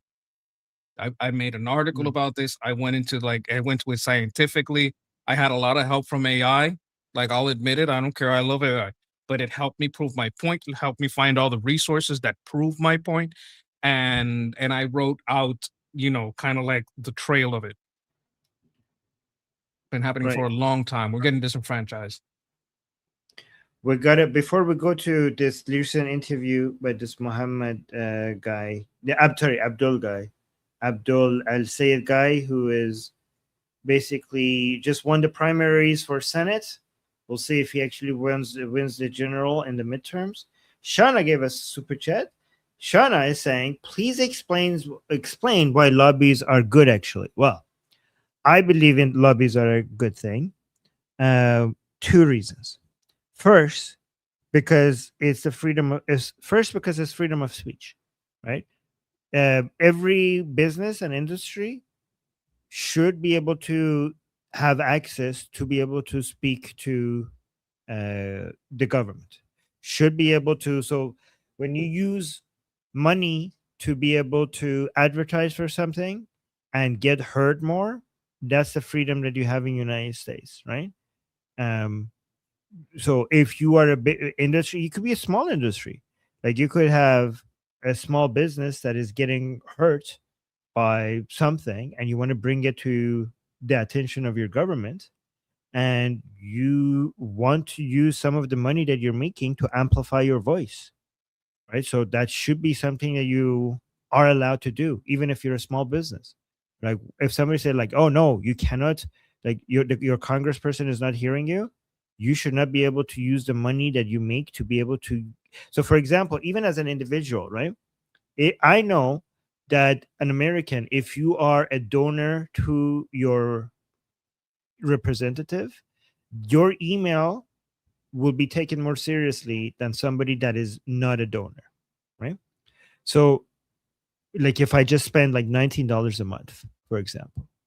So, given that I have that knowledge, am I allowed to spend $19 a month on to be able to get my emails taken more seriously? You should be able to. You should have that right? So now, what if I get it turn into a bigger business, and I have like a bakery, like with chains of bakeries, and now I'm making more money, and I want to spend more money to, money amplifies your voice, and everywhere, right? So if I'm making more money, I should be able to spend that money to be able to have a louder voice. So it's freedom of speech and freedom of how you spend your money, and there's no way to stop that. At the end of the day, if you make more money, you will be able to find ways to amplify your voice to everybody, including your government. So the way to deal with that is to make it transparent rather than trying to stop it. Because if you try to stop it, you're not going to be able to stop it. You're just going to make it happen in secret. So it's better to allow it, but try to make it transparent, so at least taxpayers are aware of it. But other than allowing it, there is a reason why it's in the benefit of society, is because two things there are two different forces that impacts policy: the ballot and the wallet. And both of them need to be there. And both of them correct the other one where the other one gets it wrong. If it was just a wallet, then people will go ignored. People who don't make money get ignored, right? People would be people who are, the ballot is an equalizer. It's not an absolute equalizer, but it's somewhat of an equalizer, and it shouldn't be a complete equalizer. The ballot makes everybody relevant in policy for being a citizen, right? But if it was just a ballot and if it wasn't the wallet, it would be too much of an equalizer. We need the wallet to also be influential in policy, because whoever has a bigger wallet has also figured out what works, right? So It's a filter. Yes, it's a filter, right? So the average person, it might be thinking short term. The people with industries, with businesses, with investments, With employees. with employees. Yes, they're thinking about the future, the current value of their future cash flows, and they don't support they support the policies that makes their cash flows higher, and that's what makes productivity, that they are generating wealth. So if it was just one lobby group, this might be, for example, if you just focus on one industry or one big company and their lobbying power, that might be destructive, because what's good for their company might not be good for the nation. But if you have all of them, and all of them are trying to support policies that make their cash flows higher, that means that the policies that increases prosperity will have, you know policies that have more of a bias towards bigger cash flows for the highest number of industries will have a better chance of passing, even if the average person is against it. Right? So that means that, because cash flow and profit means productivity, means wealth generation. It's these corporations that are generating wealth. And at the end of the day, what you want for your citizens is wealth generation, to increase the size of the pie. So even though these corporations are self-interested and they think about their own profit and not the society, at the end of the day, if we push for policies that makes them more profitable, all of them on average, it means that more people are getting paid. It means that they get to hire more, they get to pay more people. It means that more customers are getting more better services, better goods and services at cheaper prices, and more. So it benefits everybody, because everybody is either a shareholder or an employee or a customer. And when you generate wealth, everyone's well-being increases. So you want to have the ballot to be an equalizer, but you also want to have the power of the wallet to support the policies that maximizes wealth generation in a society. Is a super chat lobbying? Yes, a super chat is technically a lobby. And if a bad person makes an evil super chat, does that mean you're going to change what you think is best for the largest amount of people? No. So people that think, well, bad people are going to lobby for bad things, that doesn't mean that their money's going to go to bad things. That doesn't mean they're going to get a control. Yeah, that's why you need all the lobbies, okay? Because if you had, like, for example, one industry or one big company lobbying, then that only focusing on that company's interests, that would be bad for society. But if you have all of them, right, then on average, because industry is growing, on average is good for society, right? We need the policies that makes all of them generate more revenue and generate more profit. That means everybody's going to get richer, and the good ones will cancel out the bad ones. I just know that we have all kinds of super chats here, right? So Yeah. they are all lobbying all to you, right? Yes. And I thought it was a good parallel. Another parallel that I would make is if you let the majority vote, they're gonna all vote themselves a higher minimum wage. But if the companies can't lobby and say, look, I can't just afford to pay someone double, I'm gonna have to fire half my staff and put twice as much amount of work on them, because I don't make enough of a profit margin to be able to take on that cost of operations. So you raising their minimum wage, you're going to get half of them fired. And they're all going to depend on you, which is why you did that. Yes. So actually, yeah, sorry. I thought you were done. That's why if you give everybody a voice, they're going to vote themselves into a bad idea. You got to understand the person that's overriding that. If everyone has as much say when they talk to their congressman, it's going to lead to a lot of self-service thing that sound good for the majority, but doesn't actually lead to the majority being actually prosperous. The people that give you a job know how much they can spare. Actually, that's a very good example, because Shana, lobbying is the great anti-communism force that is out there, right? Because think about it, like if you tell people like, hey, let's raise the minimum wage, that sounds like a good idea to most people. That sounds like, yeah, let's do that. Like, the people would make more money. They don't, like, most people don't understand that that's going to make less people have jobs. A lot of people don't understand. Raising the minimum wage means that less people are going to have jobs, right? People are like, oh, let's do rent freeze.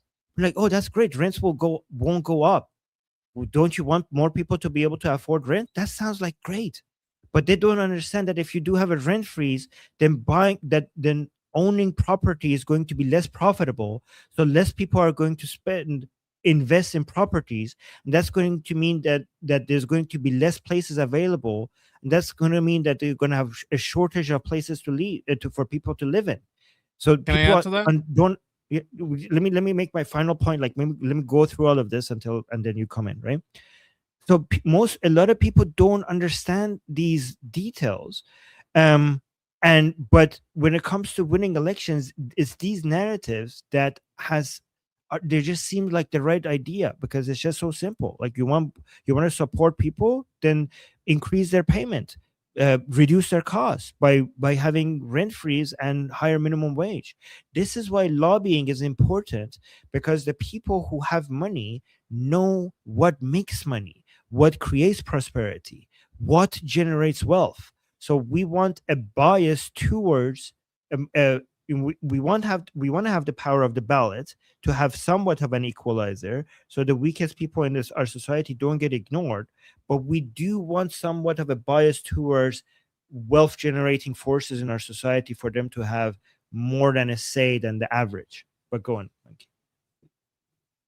Another thing that I was going to point out is that it ignores how property management works. Just because you froze the rent, it didn't freeze how much it costs to repair things. That might increase. It doesn't change how much it costs to have maintenance, repair, all kinds of services that you need to have on a building. That's not going to freeze. You didn't freeze all the things that come with owning a building. Right? Did you freeze Right. the property tax? Because if you freeze the rent and you increase the property tax, like, I have to Right. pay more on So property I don't want to tax. get into too much detail of that, so they go on and then we move on to the next bit. But Okay, yes, you're just right. a final word on this. If you increase the property tax but you freeze the rent, you're basically forcing me to sell that house. Yes, exactly. That's the best way of putting it, and that means less supply. Less supply means less people will have housing. It will just fix a short-term fix for a longer-term problem. And then Shauna is saying the Bloods and the Crips of Compton went to the government. Compton went to the government to get help because of how bad their city has degraded. It's literally that bad. Do you Isn't know that who those lobbying people though? are? Isn't that like gangs? That's The gang thing. biggest gangs. Yes. They expanded from there to all over the U.S., but they started there in in California. And it's gotten bad because of the illegal immigrants. Black people are kind of sick of this. This is why what I said before. Like, this is disenfranchising us. Yeah. So, but by the way, guys, lobbying is not that complicated. We have done lobbying, right? So, Susanna, for example, from our team, she managed to get us a meeting with like a Senator Adam Smith for the for the Massa Act, and we managed to change his opinion from not being for it to being for it and even sponsoring it, so that we have that in our record for the Massa Act against the Islamic Republic, right? So sometimes lobbies could be really, really big, like in the millions of dollars. It could be something very small. It could be like some students getting together and spending money on doing a demonstration, and getting it on camera and getting it viral on social media, and then using that as a way to contact someone else to get them a meeting with a congressman or woman. That's lobbying. You cannot stop that. And if you have a smaller version of it, then you're going to have bigger versions of it as well, right? And lobbying doesn't cancel the crowd. We have IDF hater and Jew hater lobbying Armin constantly. They have not swayed Armin into hating Israel at all. Not even a little. I mean, you're talking about this super chat over here. This is a Jew hater over here, and honestly, these people are supporting Israel. I don't know if they know that, Maybe I shouldn't tell them so they keep doing it. But they're supporting Israel by supporting this Zionist, very, very aggressively Zionist channel. So thank you for supporting Zionism. Do you want to read it? Because I think this is about Christianity. So you want to respond to this instead of me, I think, right? Okay. You wanna, I'm not gonna read your name. Says Salam. Why are they so many clips on the internet of Jews in Israel spitting on Christian? No, there aren't any of those clips. You're lying about the so many clips. That's a false statement. I'm on the internet all day. If those clips were there, I'd be seeing Nick Fuentes talk about it, Candace Owens. Like we know our local Jew haters, they'd be all over that. That doesn't exist. Even desecrated statues of Jesus in Lebanon, that's also fake news. You're trying to make an example out of an exemption and an unproven exception. I don't know that I trust any of your sourcing on that. So I absolutely reject that. Why do they believe Jesus is burning in hell in feces? I don't know what you're talking about. That's nowhere in the that's not in the Torah. So I don't know what you're talking about. But okay. I know what he's referring to. Yeah. I did make what you would call an article. This is an academic report. What do you call it? Oh my God! An investigative report, an academic investigative report on why you worship Hu Baal, also known as Baal Ah, and your synagogue of Baal La, and where it comes from. All the this is up to an academic level, so all of you guys can see the synagogue of Hubal, also known as Ba'allah, and the ancient Hubal Ba'allah, a cube that you worship. All right. Let me actually respond to him because I know what he's referring to. Okay. So let me see. Why are so many clips on the internet of Jews in Israel spitting on Christ, on Christian faces? Okay. So there's only a few of them. And you know who had that outrage against it? Israelis. So in fact, this shows this actually demonstrates Israel as a much better place than Muslim countries, because Christians are discriminated against in Muslim countries. And when some rabbis spit in the faces of Christians in Israel, all of Israel united against them. So this is actually, so in Muslim countries, Christians are discriminated against, and is often sanctioned by the government over there. And many people support the anti-Christian discrimination. In fact, you are a Muslim, and your ideology says that Christians should be humbled and submit to the Muslims, and they should pay the jizya and they should be treated as second-class citizens. And we have hadith of Muhammad saying that you should never say hi to a Christian. They should say hi to you first, and you should push them to the corner of the street. There's a hadith for that. They should always be pushed to the corner of the street when you see them pass them. And the Quran also says that the Jews and the Christians should never be seen as an ally. But in Israel, when you had a few rabbis doing this to Christians, all of Israel turned against them. There was outrage in Israel against these people. Outrage. So thank you for embarrassing yourself. So the second part is saying even desecrating the statues of Jesus in Lebanon. Yes, 2 IDF soldiers desecrated the statue of Jesus in Lebanon, and they were arrested for it. Statues of Jesus in Muslim countries are destroyed, and they're not allowed to have the churches in Islamic countries are not allowed to have a statue of Jesus, and any statue of Jesus that was there was destroyed by Muslims, and the state approved it, and Muslims approved it, and it's according to Islam. But when the Jesus statue in Lebanon was desecrated by 2 IDF soldiers, there was outrage in Israel against them, and the 2 soldiers were arrested and punished accordingly. So you missed the second part. I'm not going to miss the second part. Okay, you missed the second part. And Israelis, look at this. Israelis in the chat are saying shame on those 2 soldiers. Yeah, because Israelis are not like that. You are like that. Your religion is like that, and you are like that. Islam is like that, but Israelis are not like that. And then you say, why do they believe Jesus is burning in hell in feces?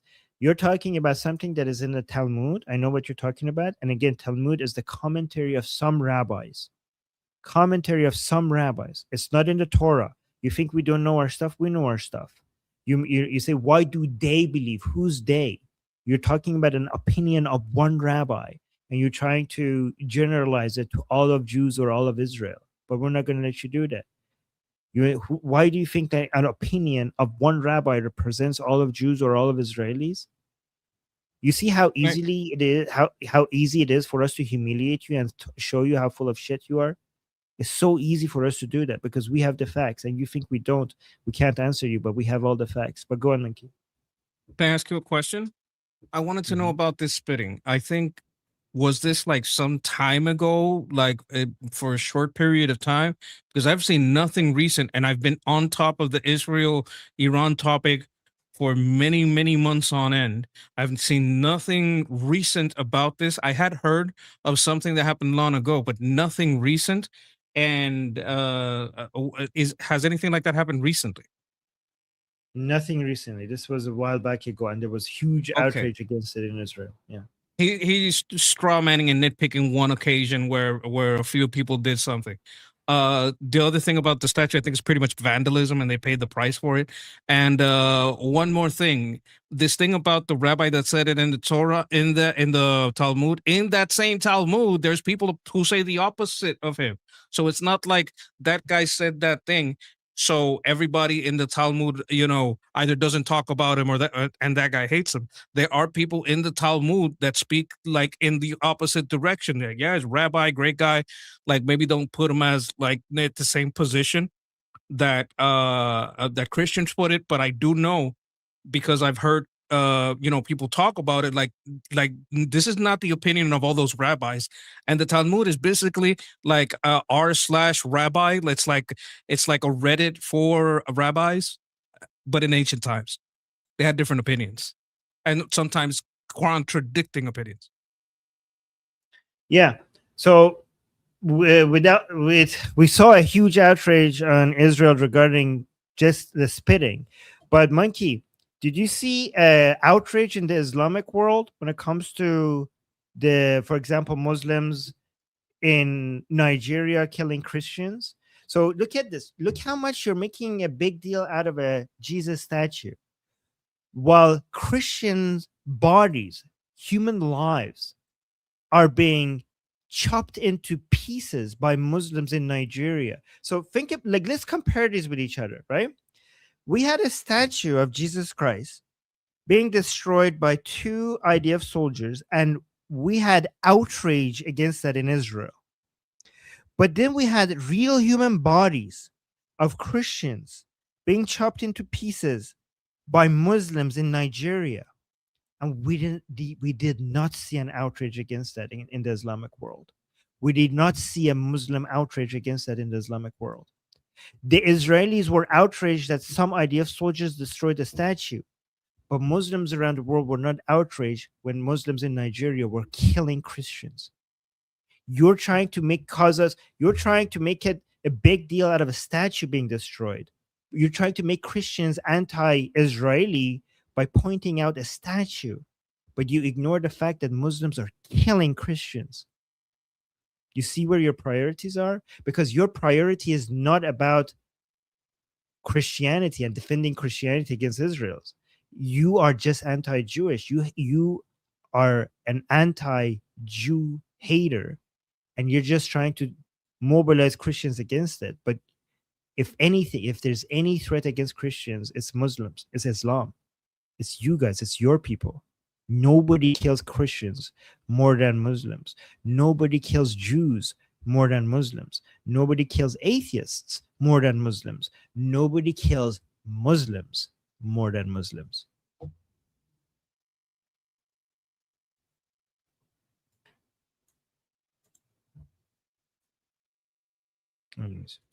Honestly, I don't care about a statue.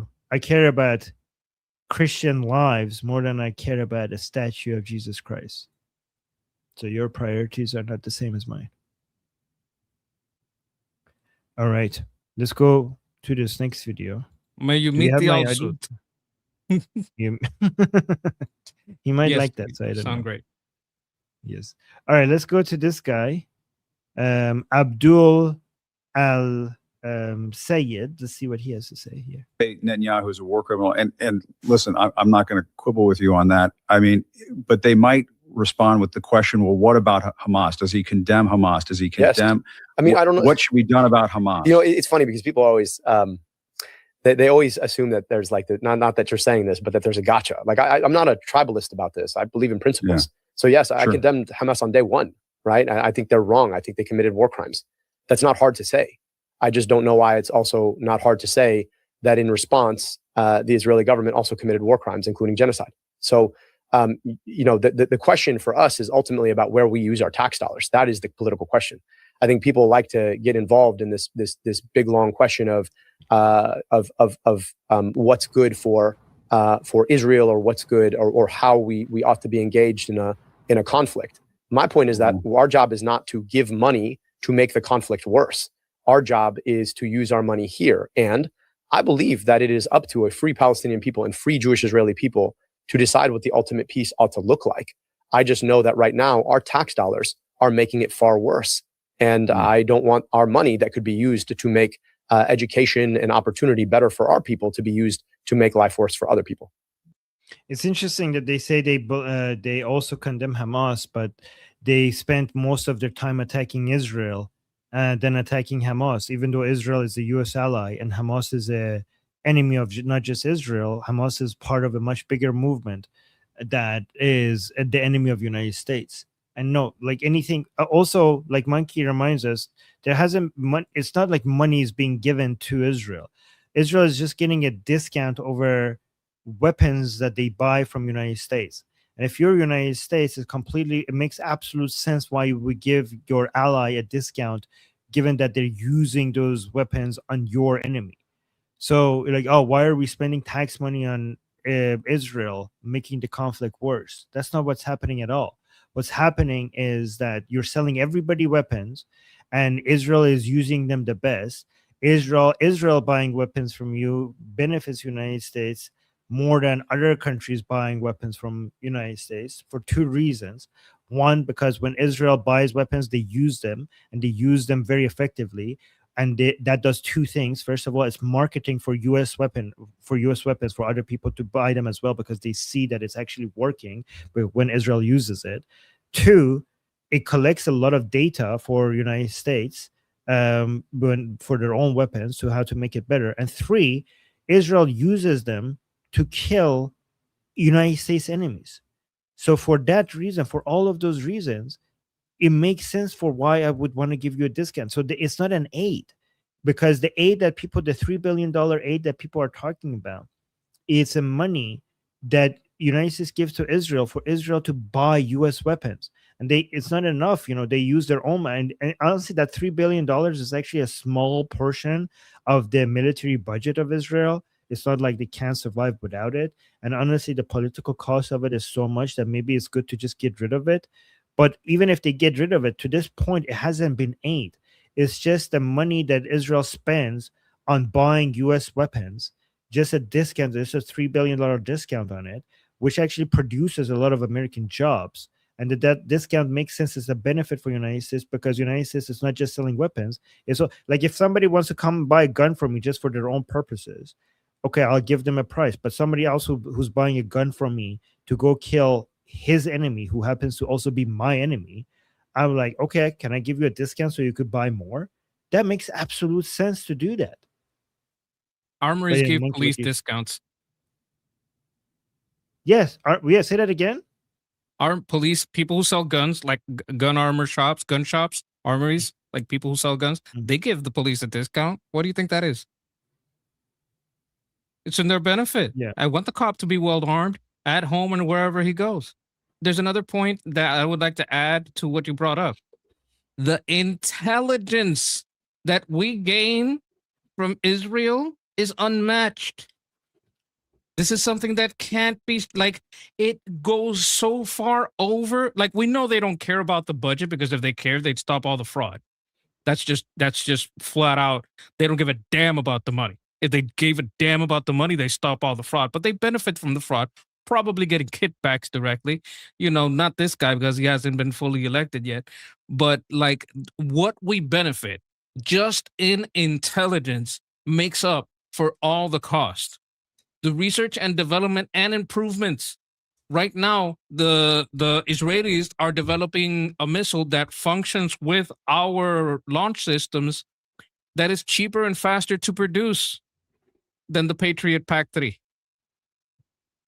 So that they don't just help us research and develop, they also do their own developing at a lower cost, and they're not going to lower the cost at the cost of quality because they die. It's a shield. If you make a cheaper shield, you get stabbed. So when they lower cost during the research and development cycle, that is a great help to us.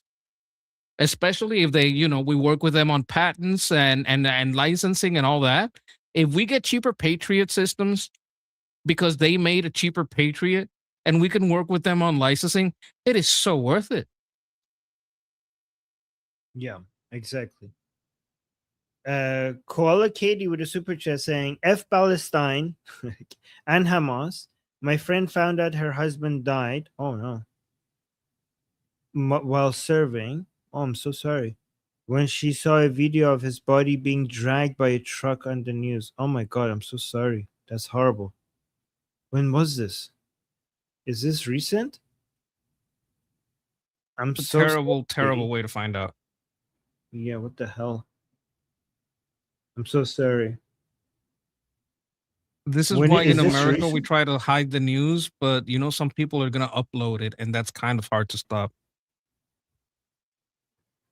Yeah, I'm so sorry, Koala Katie. I was thinking it was a while ago. Okay. Oh, I'm so sorry. Yeah, these are monsters.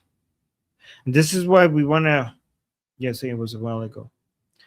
But we have to see the guys. We have to face this evil. We have to see them. This is why I know other channels have different policies, but we have to see. We have to see what we're dealing with. This is a disease that we have to face it. Yeah, I mean, I know saying no, I mean, but this is the policy of this channel. We have our policy is that we don't get rid of the people with the hate. It's a policy of this channel. We don't get rid of them. We face them. That's how we do it over here. And sorry again, Koala Katie. Another thing is that this channel allows channel like mine to work with it, and I will ban a person that gets out of line with me. So this is because it's liberty. It's believed that you on your channel one of these days, Armin may start a show, and when you start a show, I'm gonna watch my words. I'm gonna be very respectful because I'm getting a hint at what your policy is gonna be. Yeah, you know what? I have an Armin Navabi channel, which is not Liberty Politics. At some point, when I get more time, I'm going to do some stuff on that channel. It's going to be about AI and stuff, AI politics, and what's happening around the world. On that channel, I'm not going to tolerate people coming out and talking about this stuff. This is only for Liberty Politics, right? Absolutely. Yes. Okay. Yeah. But yeah, this channel, we're gonna have everything. Like in my AI channel, if somebody comes and talks about this stuff, is like, okay, my chat is now ruined. This channel is about AI stuff, right? So I'm not gonna have that in my chat. I'm gonna ban people. But this channel is Liberty Politics. That's the policy. Everybody with every opinion. And guys, even if you don't like it, please respect the fact that this is what I have decided for our channel. And I don't tell Monkey how to run his channel. Like, so just understand that this is what we're doing for this channel over here. Very few rules. Don't spam. Follow the rules. That's it. Oh, Amir saying you're right, Armin. I'm a bit angry. I'll take my back. It's okay, Amir. I understand that. Guys, I completely understand the way there's too much poison and disease that we're dealing with, and it's exhausting. So I understand, Amir.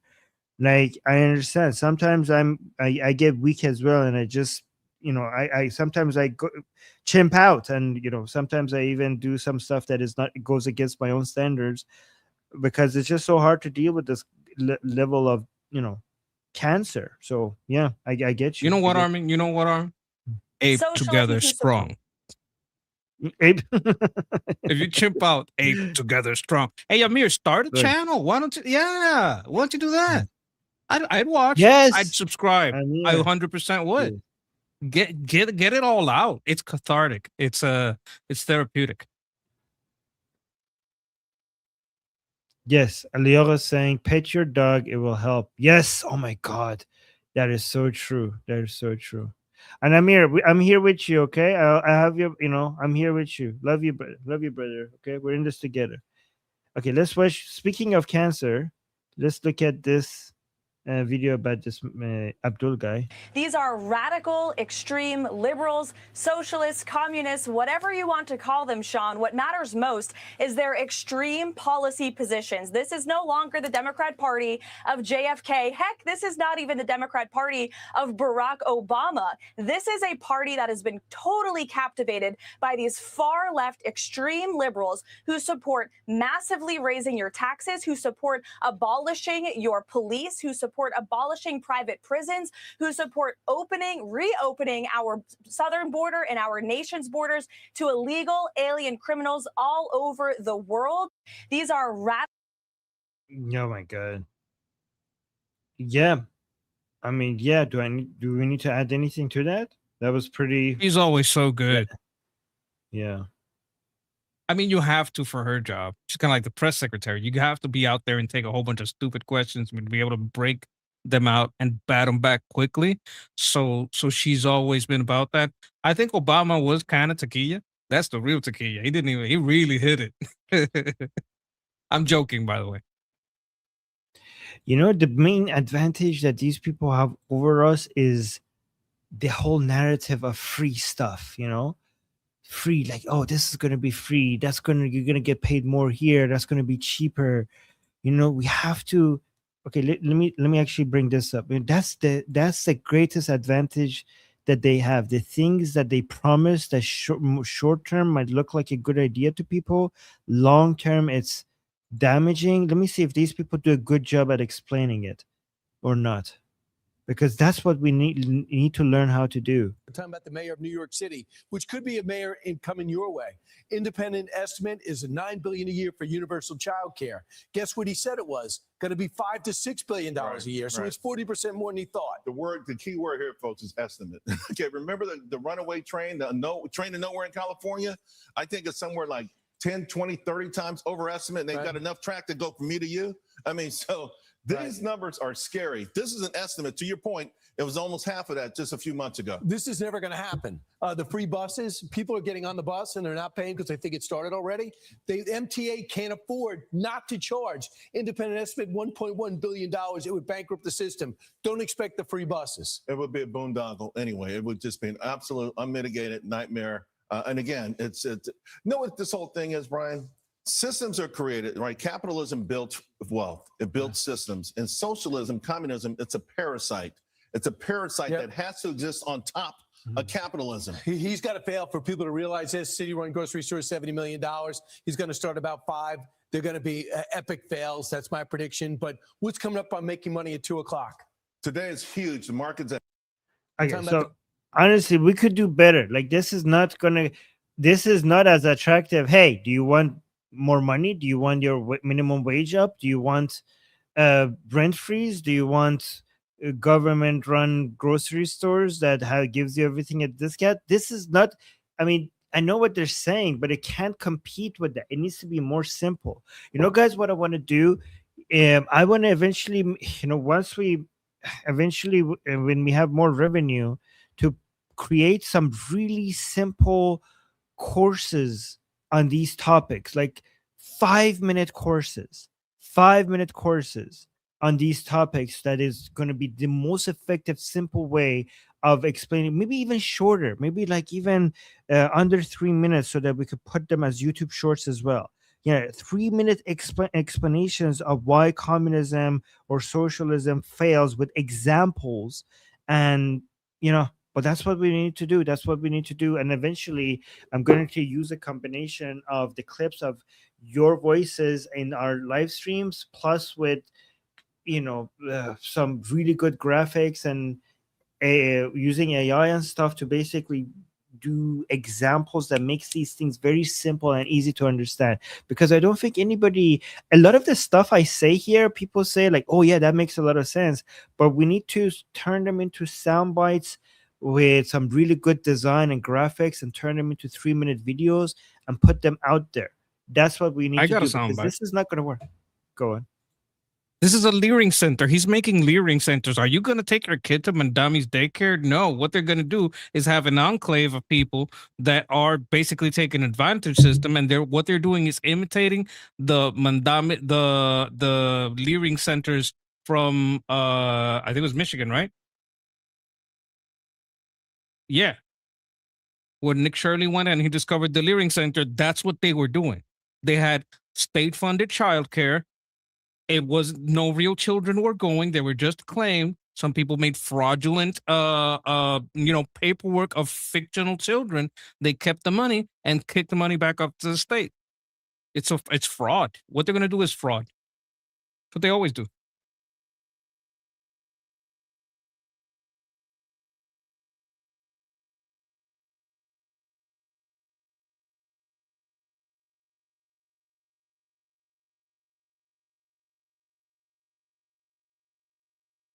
We can't hear you if you're talking to us.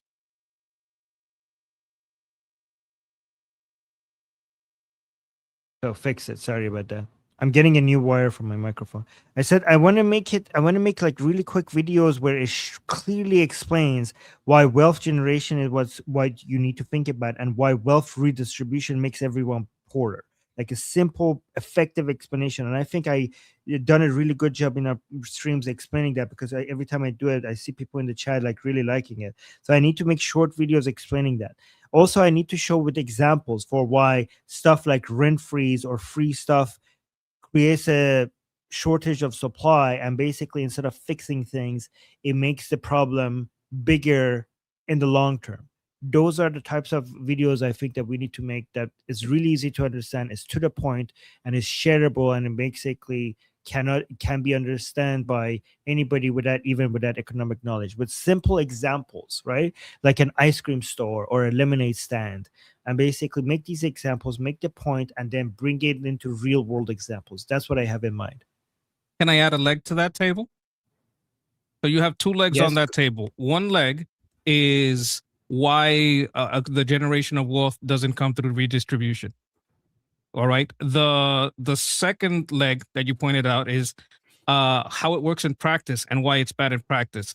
The third leg that I was add is why it's maliciously used, and how it's perverted and used for fraud and just corrupted.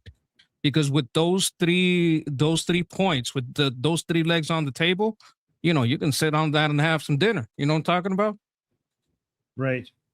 Oh, by the way, let me show you this crazy video that just came out.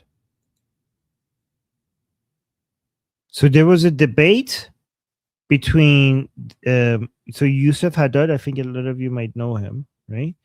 So this is Yusuf Haddad is an Israeli Arab, right? Is an Israeli Arab, and he's very much pro-Israel, right? So he was having a debate with this anti-Israeli guy, and stuff got really heated. Look at this. So this is the Arab guy who's pro-Israel, and this is the guy that is let me read the caption. Physically, so this guy physically attacks an Israeli Arab Christian after a debate. Look at this. I think he was losing the debate. Genocidal fucking freak. Genocidal fucking freak. Shut the fuck up. Dude, stop it. Hey. There's a lot of self-control there. I told you to get this shit. Stop it. I told you. You can't do shit. Caught it on video. I prove my point. You can do shit. charges. Thank you. You've been punched in the head, punched in the face, and you go cry your mom. Bro, don't provoke. No. It's not Don't provoke. provoking. Everybody It's just not shut the provoking. fuck up. It's You guys get this guy out of here. Guys, you listen to me. Alright, You you guys are listen to me. provoking. I know. Every shit about Hey, it. Yusuf, get out. On Get out, camera. Yusuf. On camera. Get out. You can do shit with Yusuf, get out. Bye. Bye. Bye. Go. I'm not violent like You Go. can. Hey, go. Don't provoke. You can do shit. Go. Bye. Please don't provoke. Please. His father didn't approve the marriage, by the way. His father didn't approve the marriage.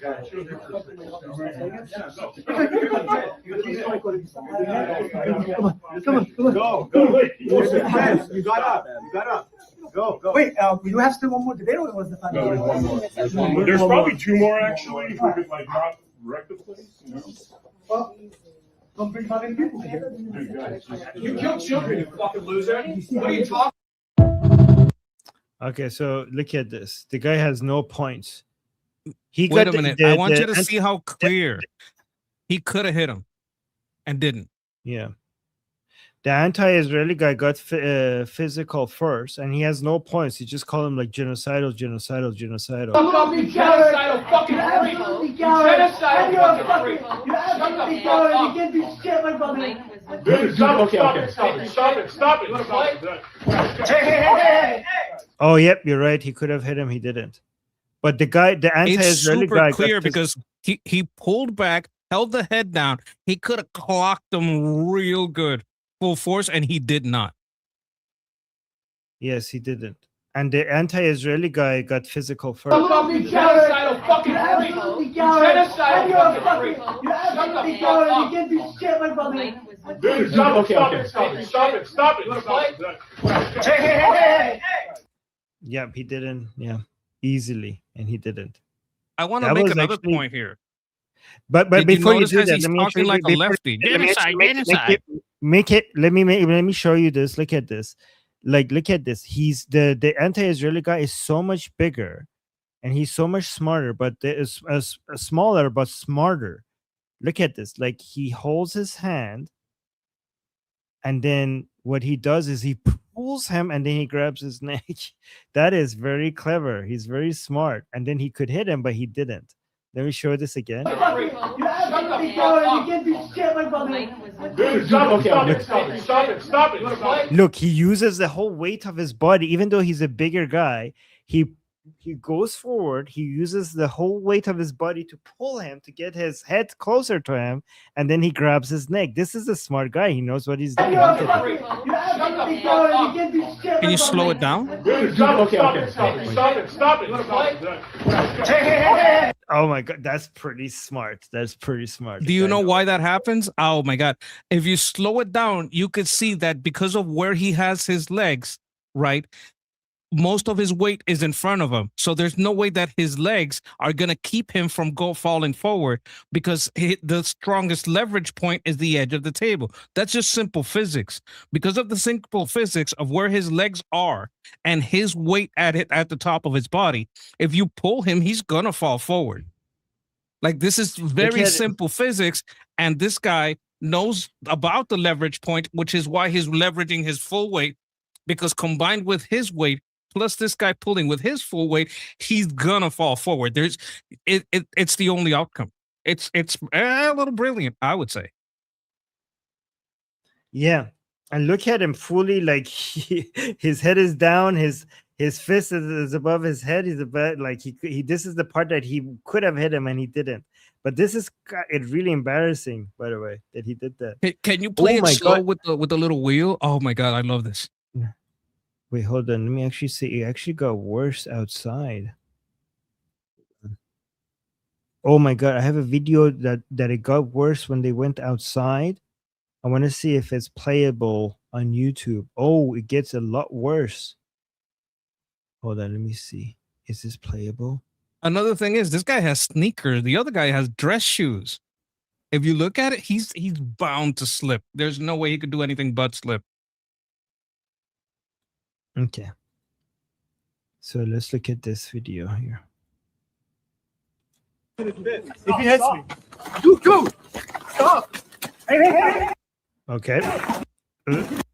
So if you guys didn't hear, Yosef Haddad was attacked in Sean Kelly's studio, the same studio that I was in when I did my 1 versus 10 like a couple weeks ago or so. And exactly like the Palestinians, they attack first, and then when they lose, they cried victim and somehow try to change the narrative that he was the first attacker, even though we all see on video that that's not the case. Here's how it started. Fuck up, you genocidal fucking freak! Dude, stop it. So I'm not sure how Def Noodles, that's this guy right here, was the one to grab Yosef's hand, but he's the one that ends up getting out-muscled and pulled down across the table. Anyways, they then follow him outside, where this guy with the weird haircut ends up harassing Emily, who's Yosef's wife. That's your husband? That's your husband, right? That's your husband. Wait, that's which what? That is that Emily Schrader? That's your husband, right? Wait, is that Emily Schrader? I have no idea. Oh my God, that's Emily Schrader! Oh my God, this man is Emily Schrader's husband. Oh my God. Oh yes, Emily is Yusuf's wife. Okay. Wow. I okay, did not so know this- that. Wow. Okay, this is. Well, if she likes him, he must be a great guy, right? All right, let's watch this. Side where this guy with the weird haircut ends up harassing Emily, who's Yosef's wife. That's your husband? That's your husband, right? That's your husband stuffing rocks in his Get chest? away from my And then Def Noodles, in what is, I mean, this is universal language across the world, in the ultimate bitch move, tries to attack Yosef from behind. Yeah, there he is right there. Like, oh my God. such a bitch move. And of What? course, Yosef. This is the second time he got humiliated. First time he attacked. Second time again he's the first to attack. And he still, guys, this guy is Palestine. This guy is Palestine. So it's like, so Yusuf is Israel. Israel is not attacking, but they attack first and they defend themselves very effectively every single time. And then still they're the victim. Look at this. So just like Palestine, they attack first, they get humiliated in a fight, but somehow they're still the victim. And look at this, they're attacking from the back. Yeah, there he is right there. Like, such a bitch move. And of still got course, humiliated. Yosef responds and attacks him back, defending himself. Now, to remind everyone, Yosef stopped himself right here in the first part of the fight from knocking this guy clean out. Then somehow, after getting out-muscled, after Yosef shows plenty of reserve, after he tries to attack Yosef from behind, after he gets dragged down and then punched, he somehow says this. Oh, you want some more? More what? You're losing. Yosef didn't want to fight, as he said right here. I'm trying to fight you, idiot. I'm talking about losing just your composure, the narrative. You look insane right now. And this weird haircut kid says, all they do is attack. Dude, you act like you're not actively filming right now. Like you're not holding a camera in your hand, and we haven't all seen the video from the first part when Yosef was first attacked and the second part when Yosef was attacked from behind and then he responds. You guys are like the epitome of Palestinians. And then you have this fucking ogre trying to step in after his boy gets rocked and he realizes, oh, I guess I'll step in now to a fight that wasn't even your proposed fight. Another universal language, by the way, ultimate bitch move. It's not up to you. First off, Yosef doesn't want to fight. You guys look insane. But even if the fight did happen and Yosef agreed to it, what the fuck are you stepping in for? Also, just so you guys know, this guy, you guys know. Ivrit. It wasn't called Hebrew. It was called Ivrit.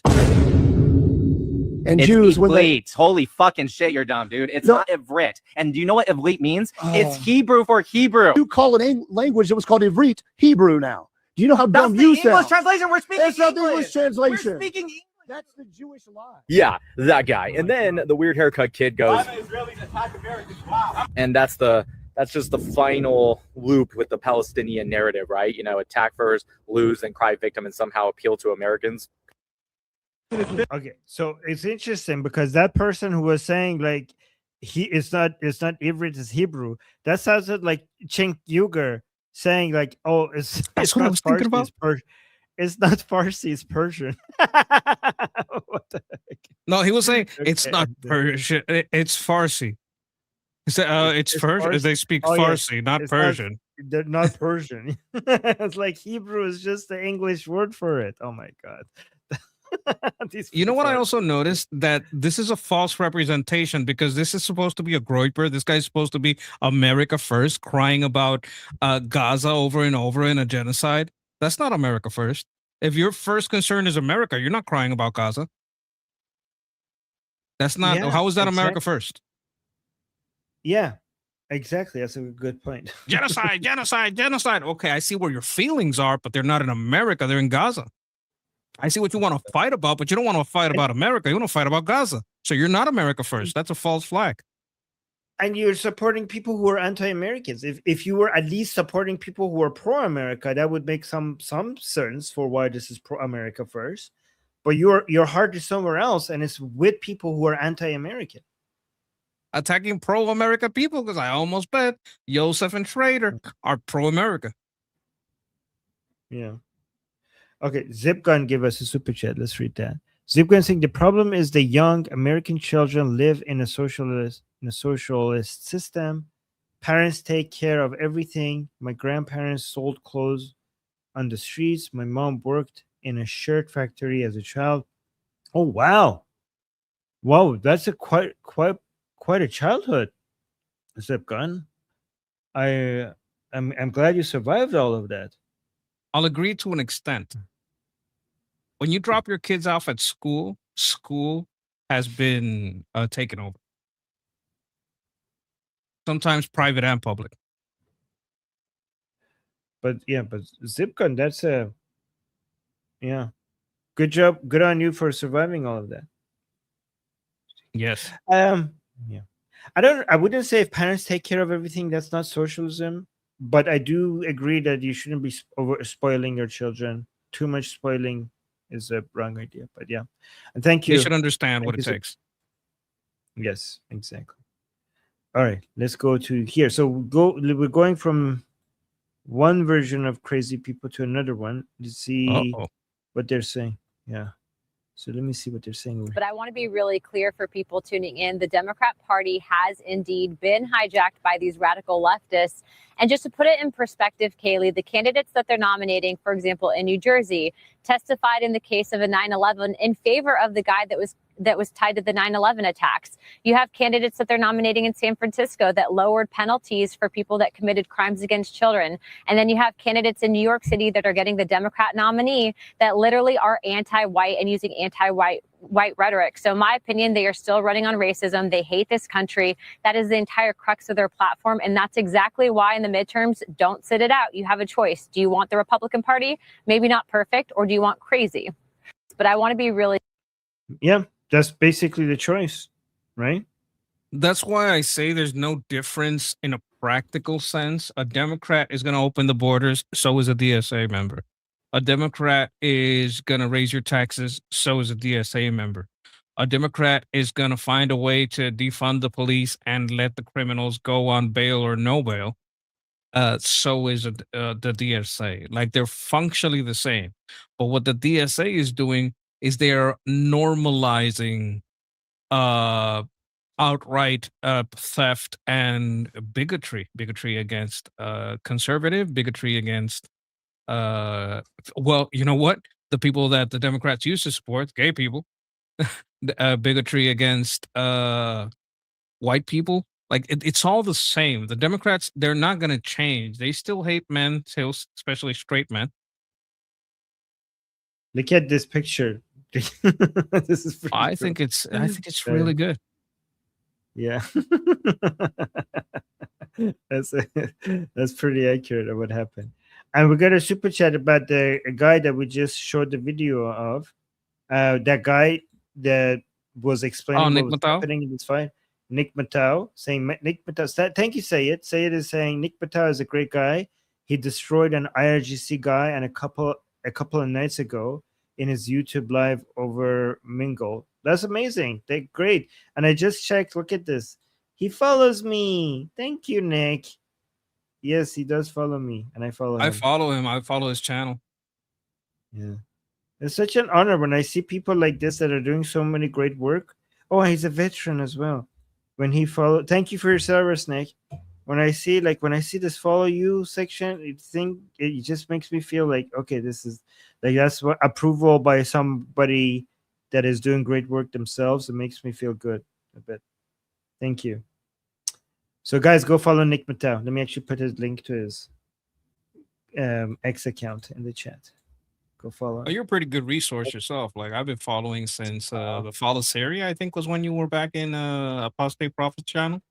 When was that? Oh wow. Thank you. Been a Long- while, right? Yeah. Thank you. I remember when you used to do the show with Susie. I love her. Yes. Blessings wherever she Yeah. is. Best hopes for whatever Yes. she's doing. Yeah, she's getting married. She has a wedding. Oh, yes. Yeah. All right. Let's look at this. Wow. What is this? This is Ma'am Danny posted this. I have no idea what we're about to watch, but it got 209,000 likes, 10 million views. Just came out yesterday. So it must be important. Let's see what he has to say.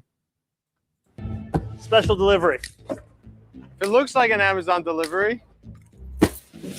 And it drives like an Amazon delivery. Then it's an Amazon delivery. Amazon is spending millions of dollars to convince you that this isn't an Amazon delivery. But all you have to do is see for yourself. My uniform says Amazon. If I don't wear this Amazon branded vest, disciplinary action will be taken against us. The workers' routes and hours are set by Amazon. So why isn't Amazon responsible for these vans? Because Amazon and other corporations have built a vast network of subcontractors That shield them from responsibility. Amazon tells these subcontractors where to drive, who to hire, and what hours to work. I do all the work that makes Amazon all the money. This is why I'm proud to support. Wait, isn't it? It's their company. You like shouldn't they be able to decide that? I don't get it. Let me see what the rest. Wait a minute. You don't even do the work of delivery unless someone buys a product. So you don't do all the work. The people who created the thing that's being bought did the work. Like, I don't understand. It's their company and you're working for them and they're deciding what you do and you're upset about it. Well, you know there's an option of not working for them, right? You know you could go get another job, right? If you don't like that. You know you have that freedom to be like, oh, okay, I don't like your conditions. Bye. Like, oh, like, wait, let me see the complaint again. I can't understand the entitlement. Hold on, what the hell? Convince you that this isn't an Amazon delivery. But all you have to do is see for yourself. They're not trying to convince you that this is an Amazon delivery. They're actually, with all the Amazon labels, they're trying to convince you that it is an Amazon delivery. What are you talking about? My uniform says Amazon. If I don't wear this This is, if you keep complaining, this is why they're going to go for robots and AI. If you guys, because last time I checked, AI and robots don't complain about these things. Amazon branded vest, disciplinary action will be taken against us. The workers' routes and if I don't wear the uniform, disciplinary action will be taken against us. Like, does the police confirm that they have to wear a uniform? Does a McDonald's employee complain that they have to wear their uniform? What is it? Yes, you're supposed to. They pay you money to act in a certain way, and if you don't act in the way that you're supposed to because they're paying you money, they will discipline you, and if you don't like it, you could go get a different job. hours are set by Amazon. So why isn't it? Like, our hours are set by Amazon. Yeah, okay. Amazon. So why isn't Amazon responsible for these vans? Because Amazon and other corporations have built a vast network of subcontractors that shield them from responsibility. Amazon tells these subcontractors where to drive, who to hire, and what hours to Wait work. a minute. Stop it I for a do all second. the work. How does that shield the subcontractor from responsibility? They're still responsible, aren't they? What does that have to do with anything? I don't know. Like, if you're gonna fix my air conditioning and you bring your own tools and you fix my aircon, then like I say I'm asking you to use your tools in the way that I want you to, and I'll pay you for it. If you don't like it, then you go like, yeah, I'm not going to show up. I don't like your terms. I don't like the way you're telling me what to do. So I'm not going to show up and fix your aircon. That's your choice not to show up. Nobody's forcing you to do this job. I think I have a closer example. You know that Samsung makes some air conditioners, right? Okay, Samsung makes an air conditioner. They subcontract a company to install because they don't do installings; they just make them. Okay, so I'm subcontracting Joe Blow's air conditioning installing. They're a registered installer, right? They may wear the uniform, but this is a subcontract. If something happens to me in the job, I can't sue Samsung. I have to sue the subcontractor who's supervising me on the job. It's Yeah. not like You know what? responsibility. It's just not Samsung's problem. It's a I made a mistake. subcontractor's problem. Yeah, Magnum, I made a mistake. Magnum saying, can we finish the video before analyzing it? Yeah, I'm sorry, my mistake, because let's actually watch it in full context. Yeah, sorry, guys. But yes, good one. Tells these subcontractors where to drive, Who to hire, and what hours to work. I do all the work that makes Amazon all the money. This is why I'm proud to support the Delivery Protection Act, sponsored by Councilmember Tiffany Kalan. Because if Amazon is delivering your packages, they should follow the same rules of every other delivery. When injuries and worker accidents skyrocket, Amazon says they have nothing to do with it. They can't have it both ways. By shielding themselves behind these so-called independent operators, this trillion-dollar company is able to avoid regulations on our city streets. And that's why we want to pass the Delivery Protection Act. So this is what's happening. I know what's happening. These are contractors, they're not employees, okay? And they're trying to be treated like employees instead of contractor by getting a whole bunch of regulations and protection that is only for employees, not contractors. And they're thinking, because us as contractors are made to wear these vests, and because Amazon gets to decide where the trucks goes and how we operate, then we should get all of those protections as if we're an employee. Okay, but that's not how you become an employee. If it's your truck, if it's your tools, then you are not an employee, you're a contractor. Just because they make you wear a vest, and just because they decide this and that and the routes and how you operate, that doesn't make you get all the benefits, right? It doesn't. I know about this because I studied this. They're trying to pass a new law that makes Amazon have to do more for these people, and all of that. You know what is that going to do? You know what is that going to do? That's going to drive business out of New York. That's what it's going to do. Just make it, you're like, oh, this multi-billion-dollar company should do this and this and that. Okay, just keep making it scarier for people to invest in New York. The thing here is they want. Someone said it in the chat. It's on what I said before. If the subcontractor hurts the employee, that's like I use the Samsung set. Like if the air conditioner falls on the employee because the subcontractor didn't tell the employee properly how to do the stuff, or didn't supervise properly, didn't send enough people to do the job, the subcontractor can still get sued. Like if you go back in there, you can't sue Amazon, but you can sue the subcontractor's boss. Like not the subcontractor's boss, the contracted's boss.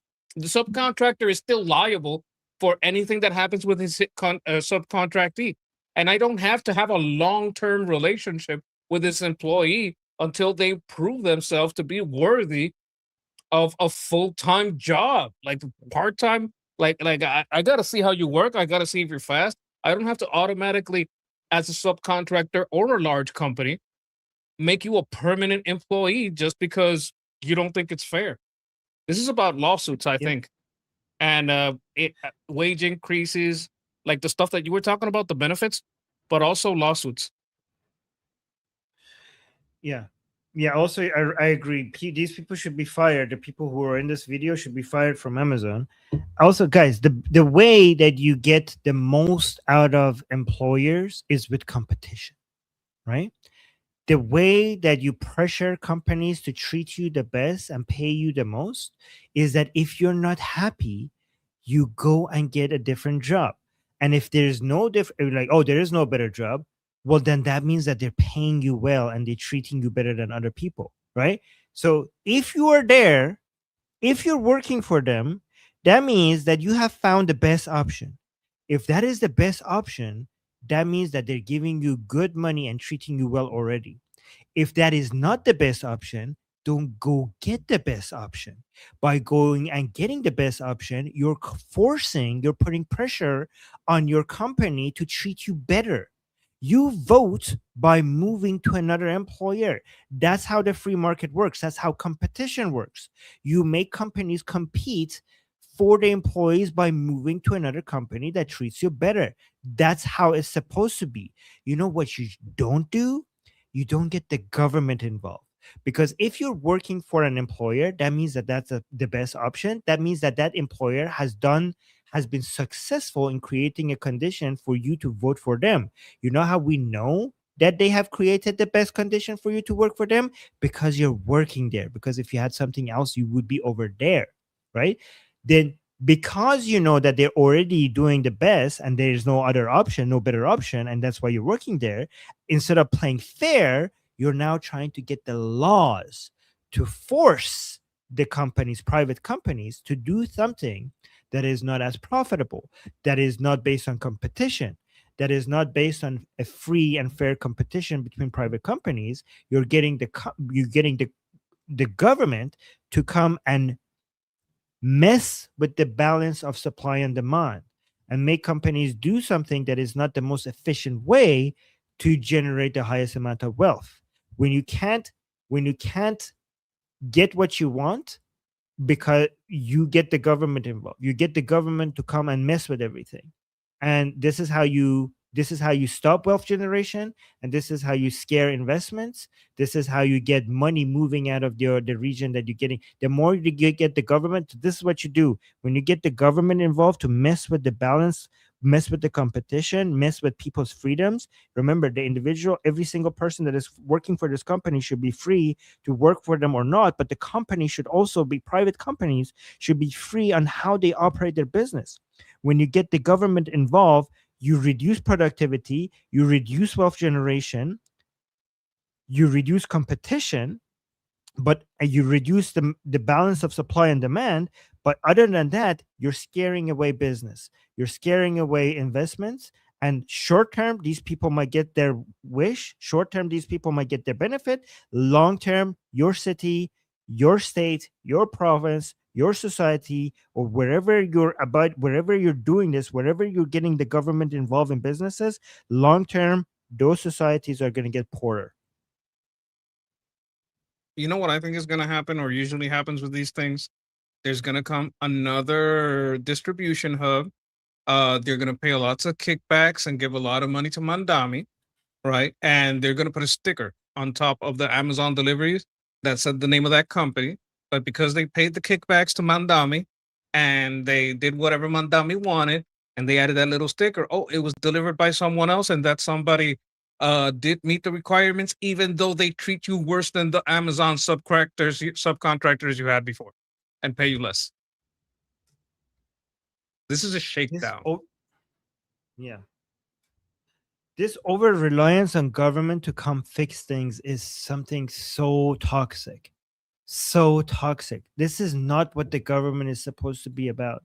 The government is supposed to be about providing you safety and security. That is the role of government. Everything else we should go for maximum freedom and maximum liberty. Government is supposed to fight corruption, fight violence, create a safe environment for us to be as free as we possibly can be.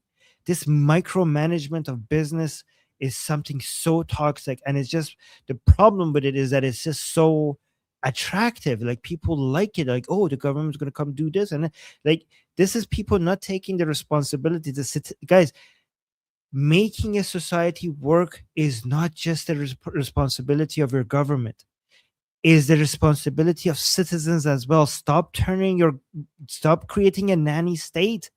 You can't get the government involved with everything that is going wrong in your life. You can't get the government involved in everything. This is something that you have to fix. You have to get control over your life. You have to work harder. You have to take responsibility of making your society better. Stop getting the government involved. This is what they call it, a nanny state. What are you gonna like? What do you want? You want the government to come, tuck you in at night, kiss you, sing you a lullaby, and kiss you good night? Like, what do you want? What is this? This is so I dangerous. look.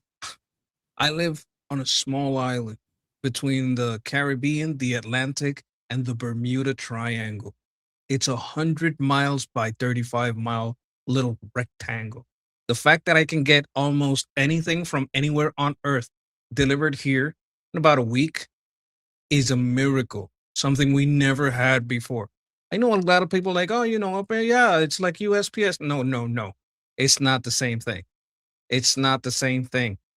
Like what they do is basically miraculous, and they're basically connecting buyers with seller, and the service is a good service, right? There is some labor there, but the most of the work is done in the warehouses that they have constructed all over the earth. Basically, there's warehouses almost in every state. There's a bunch of warehouses where they're basically transferring from themselves to themselves. Like they do most of the shipping work.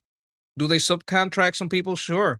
But I guarantee you, if those hubs left those cities, their employment will go down drastically. And the people that work there, they'd be pretty angry. Like, this is, I love Amazon. Amazon is a blessing for my island.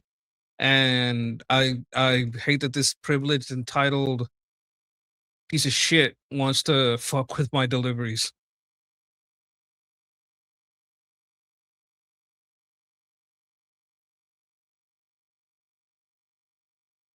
Oh, you gotta hit that red on the side. There you go. Yeah. So Eric is saying Amazon has said they're gonna leave New York City, all jobs gone. I don't think they're leaving New York City, but I do think that this is going to, if this law passes, we're gonna have less jobs. We're gonna have less jobs for Amazon employees. Like people don't understand. Like these people are selfish because they're trying to get some short-term gains while stealing jobs away from other people who could be working in Amazon. Remember, every time you make it less profitable for a company like that to hire you, that means they're going to hire less of you. So you are being selfish. You're taking jobs away from other people that could have this job for your own self gain. Yeah. And you're adding to the, like, if the delivery costs go up, they're gonna charge you more for delivery. It's not gonna be free with Prime because you're in New York, and it's gonna say to New York. I put a stamp on it. I put like cost to New York. Why? Because they charge more. I'm not gonna pay the extra price. You like, and you should. If you wanted it to be cheaper, you shouldn't have elected a communist. True. That's a good point. That's a good way of, yeah, I like that idea. Zipgun with a super chat saying, funny thing, if they become employees instead of contractors, they wouldn't make nearly as much money. That's a good point. Yes. Yes, they want all of it. They want to have their cake and eat it too. And they want it by force. They want to use the power of the government to force to do a shakedown of people who actually made money, people who actually risk everything to be able to big giant companies. And now because you don't get to have that, you have to basically use the gun that your government has to force people who actually manage to generate wealth to steal some of that wealth from them. I think I Because know what's you're not as happening here. you're not as productive as other people. So instead of trying to be more productive, you're trying to use the force of the state to steal what they are making. But yeah, go on. Like there are very specific benefits with the title employee that comes in blue states. Like I think there's this guy Tim Pool. Like I used to like him, not so much lately, but he had a big problem where he couldn't subcontract people because of the laws in his state, and he wanted to leave the state. He said, "I can't basically hire a guy to mow the lawn around here once a week without having an employee type contract with him, or I would have to pay some kind of fine with the local state government. You have to register yourself basically because they want a cut of that.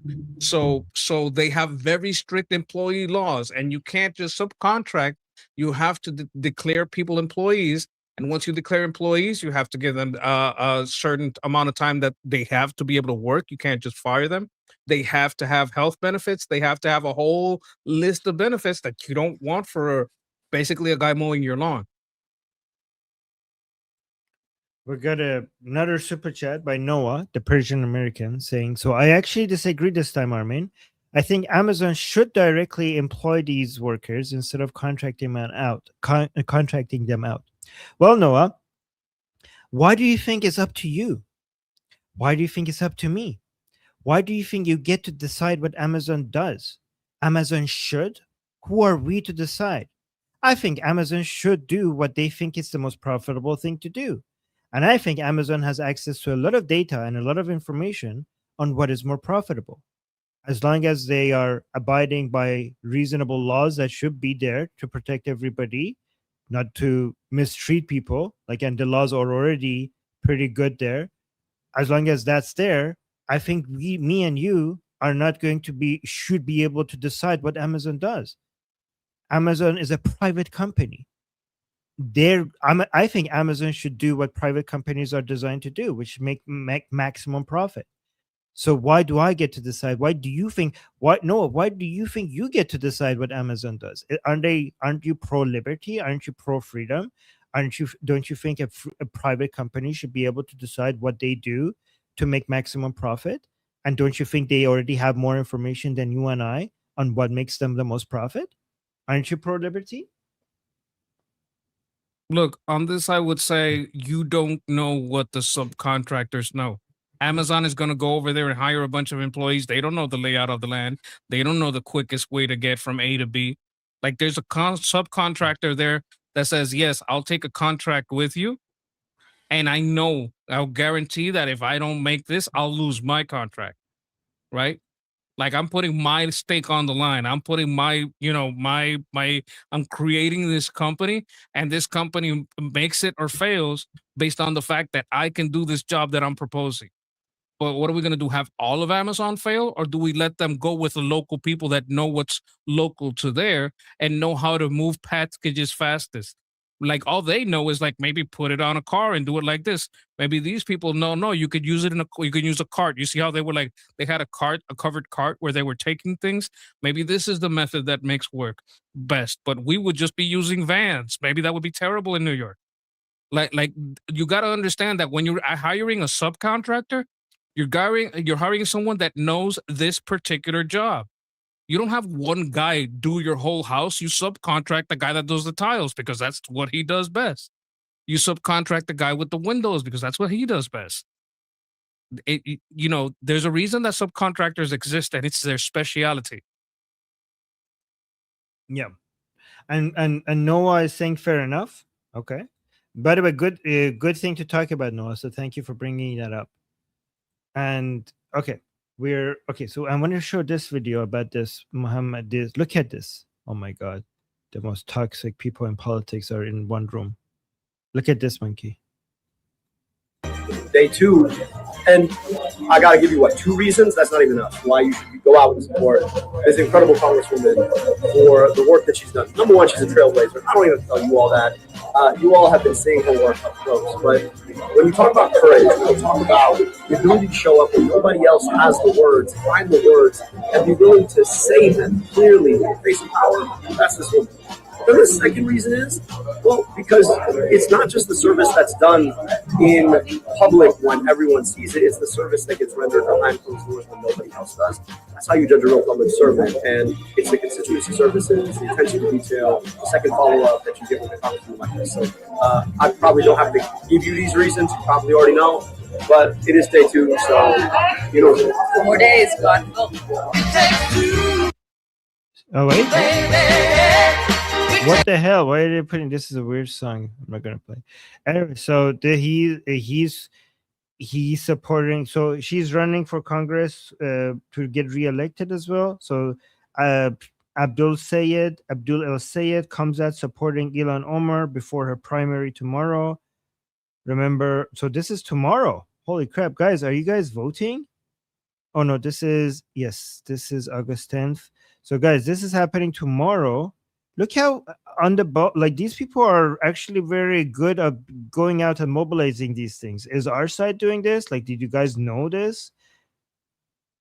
Ilhan Omar, where is she? Like, is our side careful? Like, you have Mike, you know more about this. Like, do people on our side know that there's a primary? I don't know that who her she's. primary is tomorrow. I don't know who she's going against. I don't. She might be running unopposed. Like this is probably within the party. I don't know why. Yep. I don't know of anybody that's going from the Democrats against her. Yeah, so I'm just showing you this to look at, they're on it, people are sharing it, they're going and mobilizing people. I think, like, I'm not sure about this, Monkey, you know this better than I do, but do you think that the DSA people are doing a better job at mobilizing people to go vote than other people? Like, they seem to be on it. Okay, so this is which Democrat the Democrats choose. That we can't really affect that, right? Is the DSA gaining power within the Democrats? Yes. Do we want to stop that?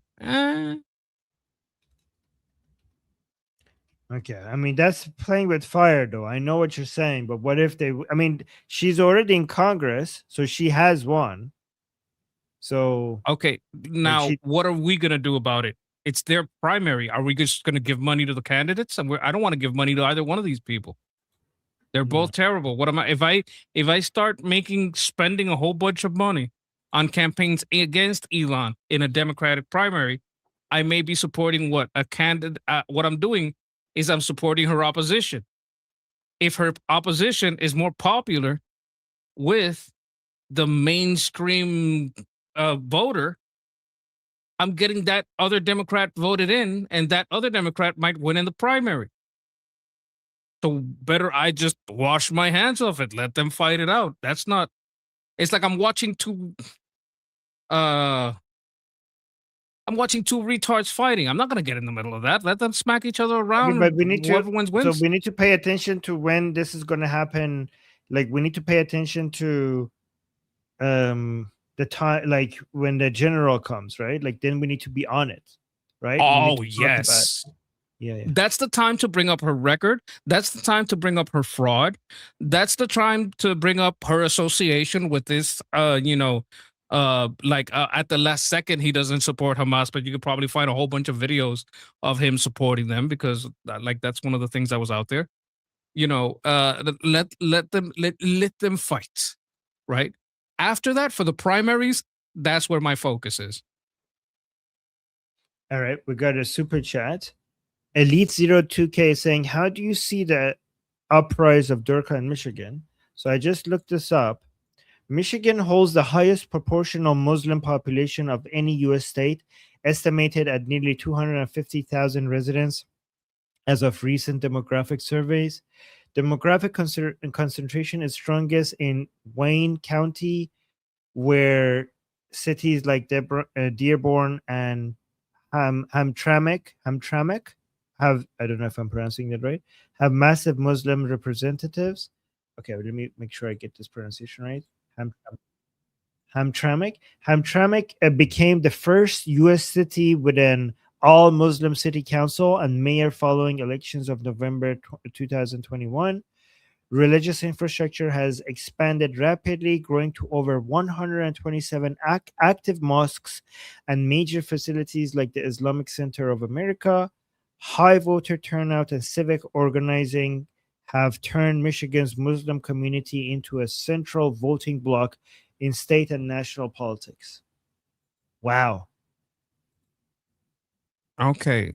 You want to know a little bit about this fight that they're having? Yeah. Ilhan Omar has 4 Democratic candidates for primary opponents. Julie Trang Lee, that's another Democrat.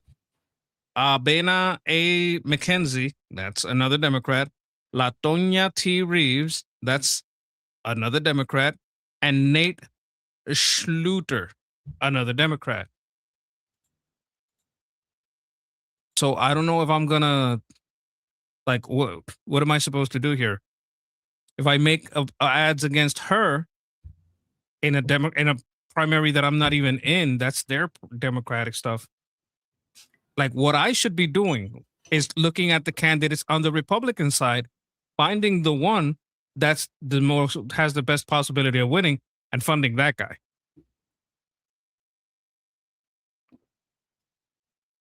Right.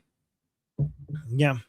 Exactly. And Zipgun with a super chat saying, I disagree. For a system to function, there needs to be 2 or more reasonable parties. US needs a healthy Democratic Party. Oh, what do you say about that? It hasn't been healthy since the days of the Soviets. It hasn't ever been healthy. Like, what are the Democrats? Let's see how they started. They started with a civil war so they could have slavery. Then the Democrats created segregation. Then the Democrats created the Ku Klux Klan. Then the Democrats started forceful sterilization. Then the Democrats continued that until 1977. Then the Democrats said, if you have a man in your home, you will not get government assistance. Started breaking up homes. The Democrats had Margaret Sanger saying that the black people did not have the self-control to have families, so we needed to start sterilizing them by force and also encouraging that they sterilize themselves and abort their children. The Democrats are the ones that are against black people having self-defense rights and property rights. That's why they're not supposed to have guns. Like all the gun rights, all the gun laws come from the Democrats to be used against black people.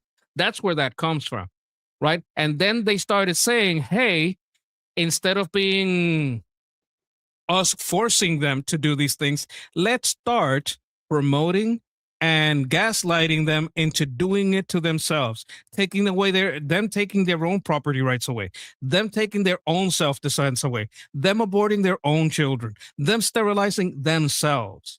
The Democrats have always been the roots, the trunk, the tree, the branches, and the leaves of white supremacy, of racism, of bigotry, of oppression. That's what they have always been. It was like a little, like maybe the Blue Dog era was like somewhere between the 80s and 90s that they were like somewhat sane. But that was a very small amount of time and a long history of Democrat evil. True. Okay. So, guys, we need to end the show now, but we're going to be back in 1 hour. We're going to go into our group discussion. So you could come join us over there and talk to us. We have daily group calls. We have group calls every single day, and we're going to be live streaming it on Liberty Politics as well. So let me just put the link to our group call every single day, guys. Our discussion group is a really good place to come and talk about politics and meet people who are interested in politics. So if you're interested in these topics and you want to talk to other people about it, join our discussion group. We have group calls every single day, especially now that we're getting closer to the midterms. This is an important topic that we could talk about. Is talk about Iran, we talk about US politics, Israel politics, all politics. And the link is in the chat, the link is in the description, the link is in the QR code at the top left corner of your screen, and also the link is in the bio section of Liberty Politics YouTube channel, which you should subscribe to.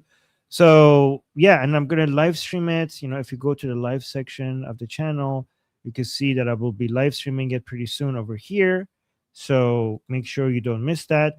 And other than that, don't forget to subscribe to the Monkey. Let me put the link to Monkey's channel in the chat as well. Don't forget to do that. Maybe we can get to 840. Yes. Okay. So that's us. We're going to go get something to eat, and then we'll be back on this channel on Liberty Politics in about 1 hour. So make sure that you hit the bell notification as well, not just the subscribe button so you don't miss it. Thank you to everybody who is liking the stream. And then Zipgun with another super chat saying, I agree, Monkey, but single party is not an answer. Yeah, hopefully one day. So I think both of you agree. Like yes, you're basically one day you could have a healthy alternative to the Republican Party. Look, I'm gonna give him some credence here. Dalia Al-Akidi, Dalia Al-Akidi is the Republican against Ilhan. Vote for her. Okay. All right, guys. We'll see you guys in 1 hour. So until then, I'm Israel Chai, Slava Ukraine, Cuba Libre, Taiwan GIO, Long Live America, Javid Shah, Payande, Iran. Mwah. See you guys soon.